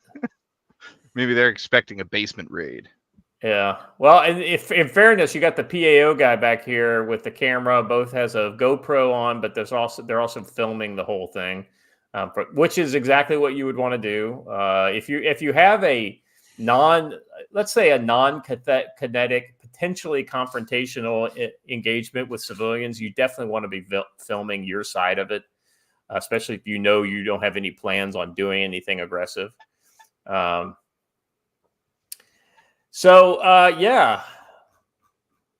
Another one, another Al Jazeera outlet bites the dust. Last one of the day, guys, and we'll wrap this up.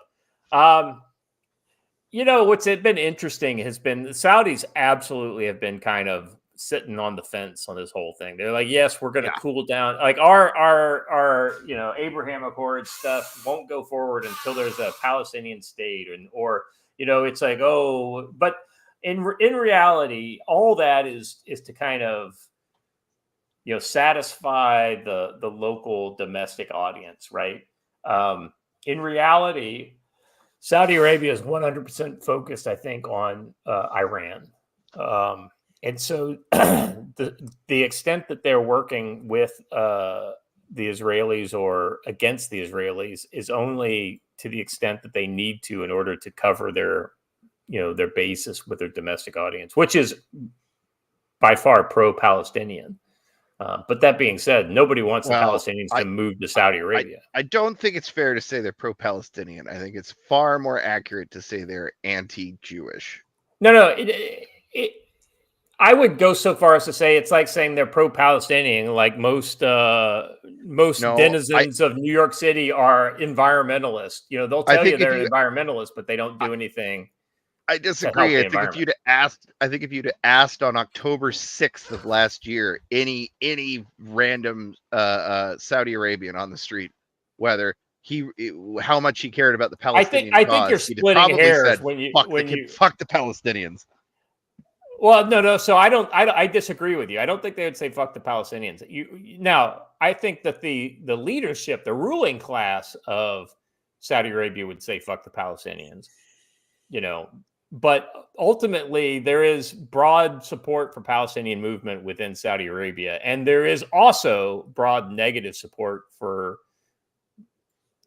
Judaism and that type of stuff, amongst regular people there. So it's like I said, you're splitting the hairs if you say it's one but not the other. No, it's in fact both, but ultimately they are pro-Palestinian. The Saudis have previously made clear that they want to see a path to a Palestinian state, but the MBS clearly told the Advisory Shura Council on Wednesday that an independent Palestinian state is a condition for normalization. Well, the irony there is that Saudi Arabia is actually saying, yeah, we don't mind normalizing with Israel, even after all the stuff that's been going on. Yep. We affirm that the kingdom will not establish diplomatic relations with Israel without one. That being said, the UAE has diplomatic relationships with them, and so we can just do all of our work through them.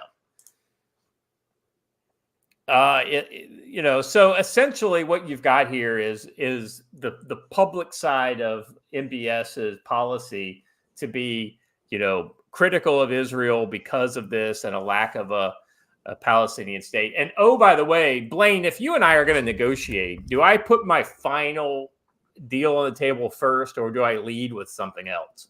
You always ask for more than what you want and work your way down to what you really want. Right. I mean, you got to remember, he's saying this about an Israel that is currently basically at war with Hezbollah and Hamas simultaneously, right? They're dropping buildings in Gaza. They've turned Gaza into the moonscape, essentially. And all they're saying is that out the gate, we want Palestinians to have their own state. Well, what they may get is stop bombing Palestinians, right? Or a ceasefire, or, it's like they ultimately they don't care. They just, because the Palestinians, when it comes to the ruling class of Saudi Arabia, are a non-factor for them. Let's see. U.S. has pushed the idea that Saudi-Israeli normalization, hoping to give an incentive to Israel's right-wing Benjamin Netanyahu, who rejects a Palestinian state, to stop the war and gain a powerful Arab ally. The guardian of Islam's two holiest sites. Yes, the bold strategy of stop killing the people who are killing you, because you might get a friend who is a fair weather friend in the best of times. Yeah, this is the level of analysis that you get from the Biden State Department. Israel has crossed all red lines and is trying to start a multi-front war.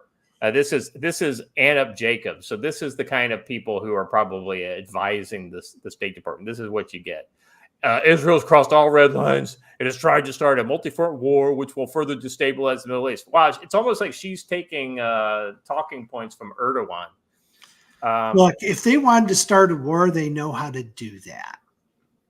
This isn't starting a war.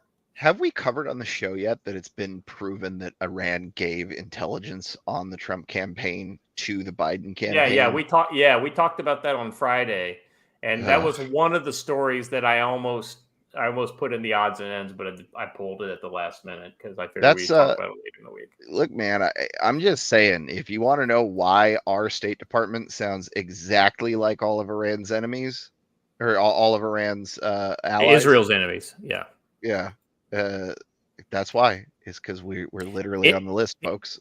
In fairness, I would never put Turkey, Iran, and ally in the same boat. They are absolutely not allies, but they definitely have a kind of common purpose when it comes to bashing Israel. Pan-Arab Jew hatred? Yeah. Well, you got to remember, the Turks aren't Arabs. But they are Muslims. Okay. But, yeah, well, do you disagree with that? I mean... if you're going to try and tell me that the Turkish are European, I will laugh at you. I didn't say that. I said they're Turks. They're Central Yes. Asians. They're Central Asians that came out of Central Asia and took over the Anatolian Peninsula from the yes, and they certainly Romans. haven't bred with any of the locals in that time period at all. What are you talking about? You're talking about, to me, I'm going to go, they're Ottomans. Yeah, well, right. Yeah, that's true too, right? But ultimately, the Arabs never really lived in that area. They were in Syria, which is about as close as it gets. But Syria is really a border. People. They share a border. They're closer than some. It would be like saying, yes, those Utahns. They never have kids with the Arizonans. Here's the thing, right? Arab culture and Turkish culture are distinct and different. And I mean, I don't know what more to tell you. Sure they have intermarriage, but that doesn't, that's like saying Koreans are Chinese. It's kind of like saying that if you were to do genetic testing, they'd be awfully damn close. Yeah, so would Africans and Scandinavians. Come on, you're getting pedantic on me here, brother. All right. Anyway, so. Well, I mean, we're at the end of the show, so if you want to continue to talk about this for another 15 minutes, I mean, it's not. Whoa, hold on a second. I'm gonna. It's not me. Oh, did we get interrupted? It's Merc06 telling me to shut up with a $20 Rumble rant. Let's not forget that their recent BRIC alliance, there's plenty of outside influence that can be used to undermine Israel's allies. Yes, absolutely 100%, i.e. the USA. I think this is a dig at our ability to mediate. We don't have any ability to mediate at this point. I mean, the fact that we're supporting Iran and Israel at a time when they're essentially at a proxy war against each other just goes to show you our mediation abilities are just completely out the window. Mediate on the world stage. Yeah, 100%, brother. I got it. By the way, we need to have a chat with Merc. We do, huh? At some point, yeah. Good stuff. Well, in order for you to be able to mediate, you have to actually be respected by both sides, and we're respected by neither side. I was going to say by any side.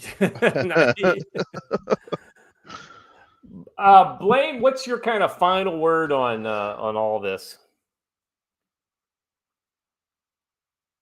You're muted. Blaine, you're muted.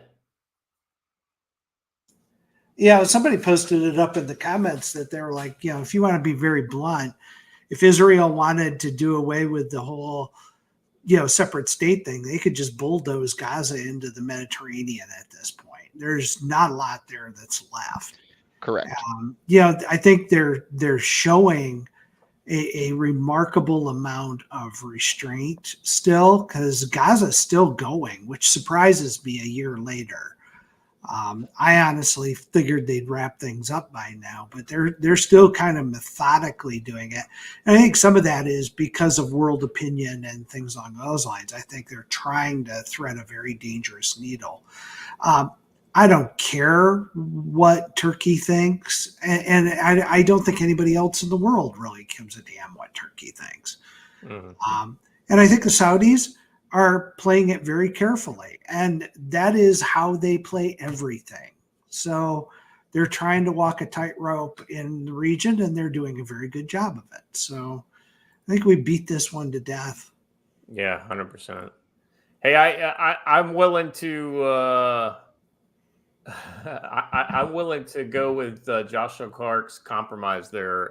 Watcher, what do you think? Oh, let me look at it. Sorry, I've been trying to fix my back. Scrolling up. No, it's on. I've got it shared on the screen. Oh, okay. Pan Ummah. Yeah, well, there you go. Yeah, that works. Because the the people over, and you're probably going to find a lot of non-Arabs over in Morocco that probably hate the Jews as well. So yeah. Anyway, all right. kind of off this topic, Blaine, looking towards the week, what do you maybe throw a domestic spotlight, when it comes to conflict? What do you kind of got your eye on? Well, for the last 2 weeks, we have heard the words apparent assassination attached to the second attempt on Trump's life. And now we've got a note going, yeah, I was planning on killing the president. And if I fail, I'll give somebody $150,000 to finish the job. So, we've moved from apparent assassination to assassin, okay? The media is going to have to deal with that and start treating it like it is. What they'll probably do is go very silent on it, because every time they talk about Trump being assassinated, it actually helps them. It helps Trump. I think it's going to be an interesting week domestically. I think you got Fetterman, who's actually come out and said very positive. He's like, hey, Pennsylvania is not in play. Pennsylvania is Trump. Yeah. And more Fetterman has actually become the most rational of all of the Democrats. Well, the irony is Fetterman, at least pre-brain injury Fetterman, and here recently, if you listen, he's a leftist. He is an old school left wing urban union leftist, right? Right. But when you take somebody who has that honest standpoint, you find them on the side of Trump about 50% of the time. This is the reason why the UAW basically has a revolt on its hands amongst its base. As a recent poll, I think, said that 80% of polled auto workers who are all UAW members said that they'd be voting for Trump when the UAW has endorsed Kamala Harris. Yeah, I can't remember. I have relatives who are in the UAW who are voting for Trump and have voted for Trump every single time. The union leadership endorsement does not sway a significant portion of people. Yeah. It just doesn't. And it really hasn't since the 70s or 80s, I don't think. No, I'm trying to remember which union it was recently where they wanted to come out and endorse Kamala, but realized that 90+% of the union membership were going to vote for Trump. And so they just said, well, for the first time in nearly 5 decades, we're not endorsing anyone. Oh, that was the Teamsters, and it was 60%, or 58%. But they are in a rough situation when they go, look, we're endorsing a candidate that the rest of you all are in favor of.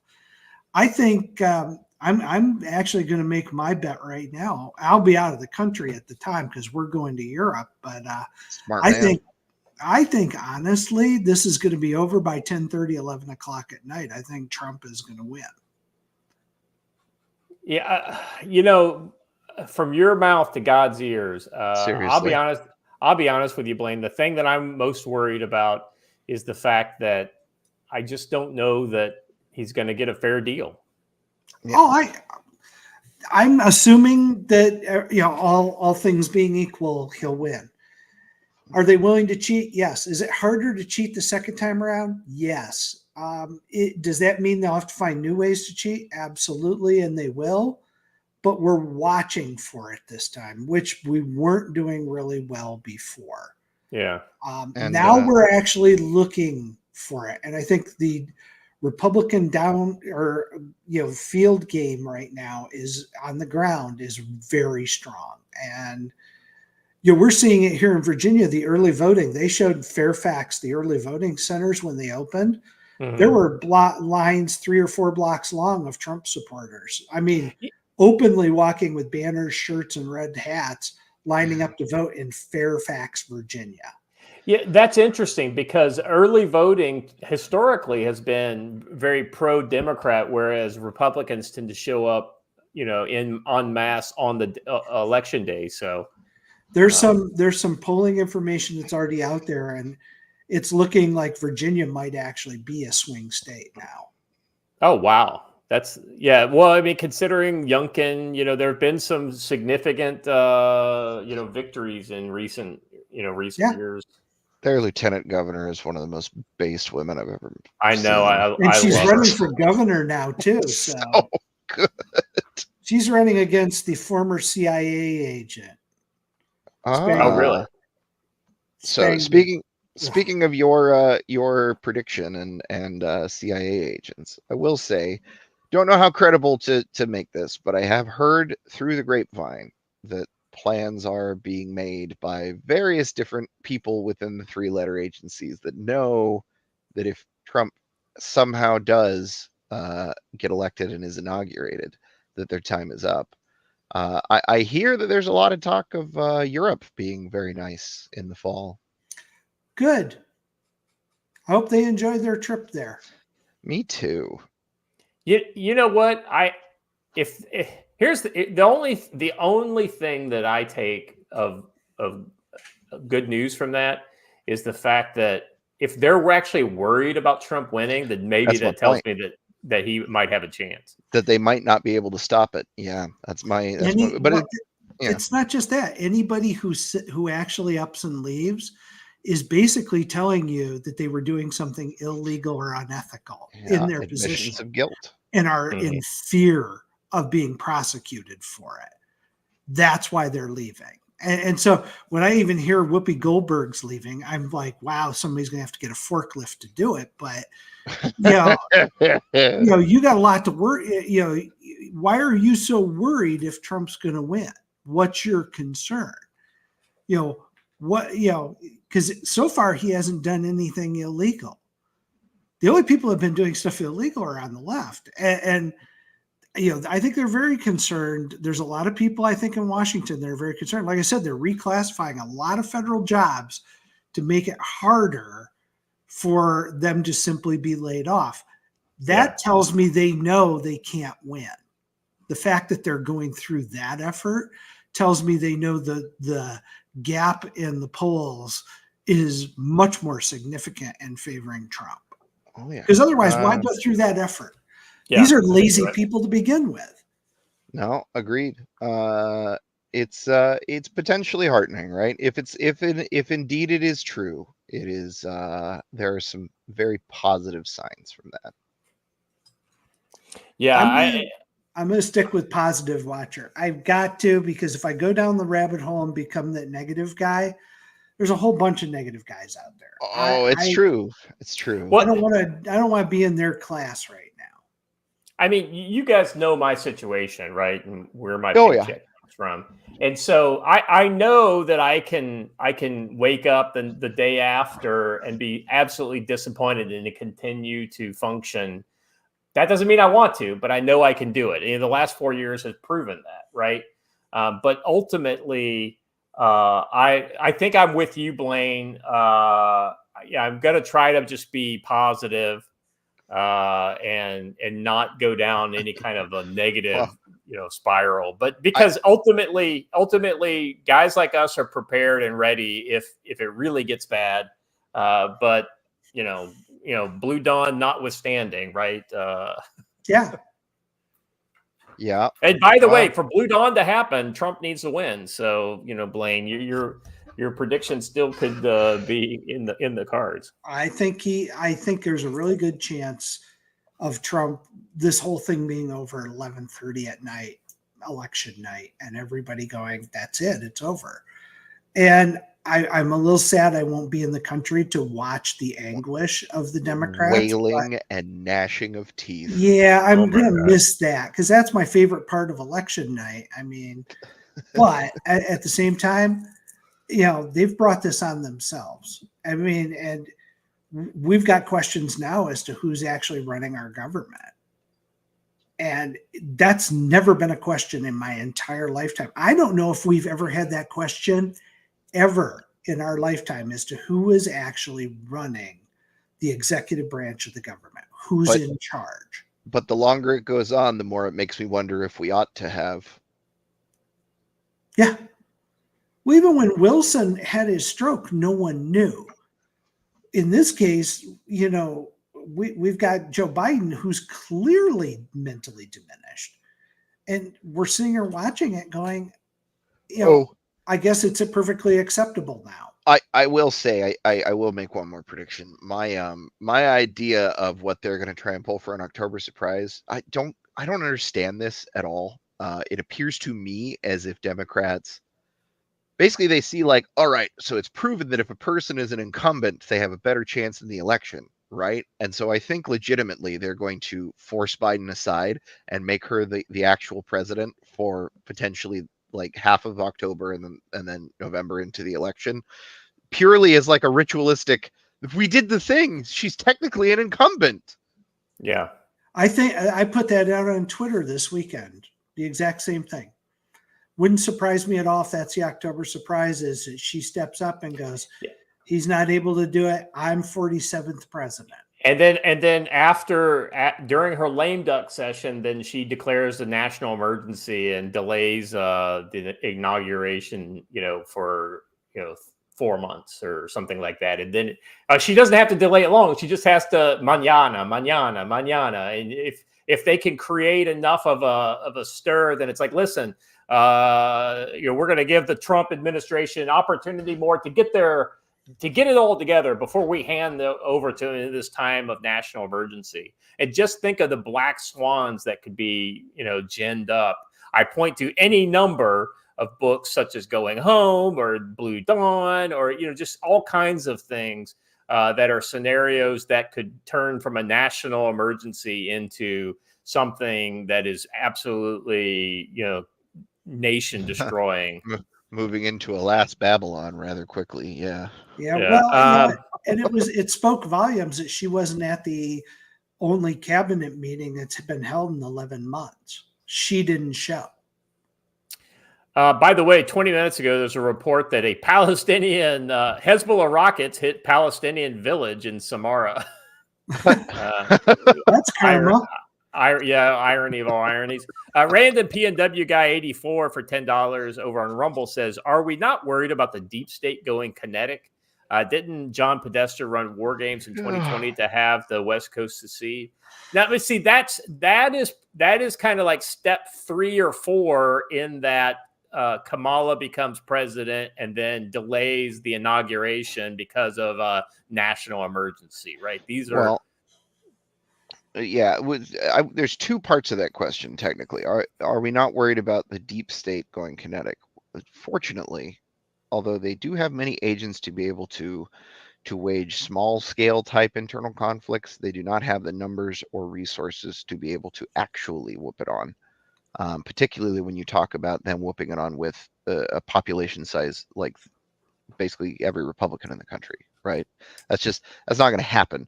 What they excel at, though, is getting other people to fight their battles for them. What he's really saying is they're pussies. Pretty much. Pretty much.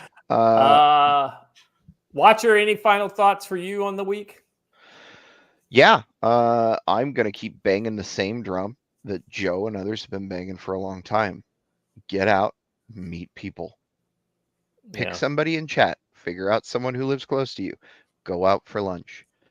There is nothing like pressing the flesh for getting to know the people around you and for getting to establish long-term networks and relationships. That's not a look. It's not a thing you can do afterwards. It's not I know so and so said that they've got a good group and they're not too far from me. At that point, A, how are you going to get a hold of them, and B, how are they going to know who the fuck you are? Yeah, that's exactly right. It's so important getting out there and meeting your mutuals and things like that. Every person that came to Joe's class that wanted my contact information now has my contact information. Yeah. Well, and here's the other thing too. We may not be 100% match on every issue and everything like that, but ultimately, if you're a member of this audience, you're probably at a 90% agreement level with with the other people in this audience. So I have no idea who Dave is, right? And he's just a guy in the chat, but the fact that he's here and just having this debate with us, and it's over a fairly narrow issue, whether you think the Israelis are terrorists in this whole thing. Okay, if Watcher, if you said that, I would say okay, but right. I also know that you're not an idiot. You just have a bad opinion here, in my opinion. But Yep. So, I mean, even with people we disagree with, that, you know, even Cervix Hammer, you know, God bless him, you know, he's a special What do you mean, kind of even Cervix knucklehead. Hammer? I love Well, Cervix you know, Hammer. I mean, he's a funny knucklehead in the chat. Just because he's a knucklehead doesn't mean I wouldn't want to like have beers with him and things like that. That's the difference between people like us and people like the leftists, right? Is they have like 3 purity test questions. If you don't match up 100% on their 3 purity test questions, you're done. It's off to the work camps for you. Well, I'll tell you what, there's one more thing on this topic that I'd like to discuss, and it's actually the content. People are saying, hey, get out and go to classes. I agree. Go out, do classes. I'll tell you what, though, if you're going to a class and it's like a survivalist class, right? And it looks something like this. Day 1, just arrived. We go out to the range. We shoot a couple thousand rounds.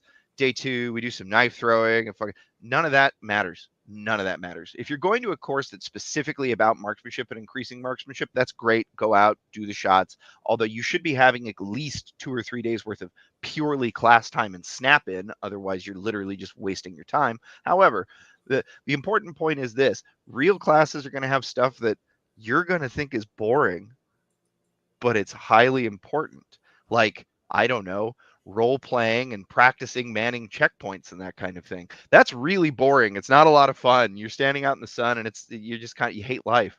But those are the kind of things that actually get you the good skills. And I understand that you're paying money to be there, and so it feels like paying a couple $100 to eat your vegetables. But it's better that than wasting your money, right? Yeah.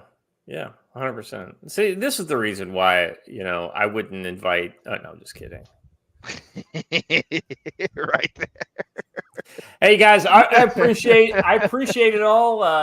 Thank you, Blaine, for being here. Watcher, as always. If you haven't done it already, go check out Cyclones of Chaos. That's the new Land and Sea book from Blaine.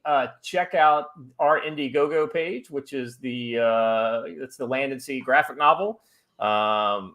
This time next year, I hope to be working on the campaign for book number 3. It's all going very well on our part for this. Watcher is working with me on this, and Blaine's been helping out, and Brent's been helping out, and it's been an awesome ride. Hey, in case you happen to share that excellent digital copy out with somebody and they go, oh man, I wish I had got that, they can still buy it. Yeah.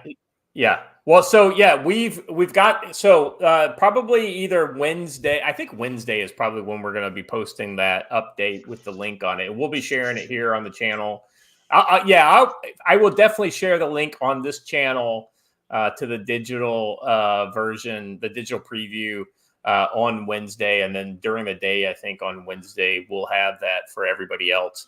But there will be a link in the PDF that you can click on that will take you to the campaign page, so that if you want to back it, it's absolutely available for you to do that too. So if you got friends that you're trying to talk into it, get them on that free thing. It's going to end on a perfect little action cliffhanger, and then say, buy the rest of the book, buddy. Yeah. All right. Thank you guys all for being here. Thank you, chat. You guys are amazing as always, even Cervix Hammer and Dave. We will see you back on Wednesday, God willing, and the river don't rise. Make sure you like the channel, you subscribe to the channel, like this video, share the link out there with your buddies, let them know you're getting some good stuff from the Council on Future Conflict, and as always, stay safe.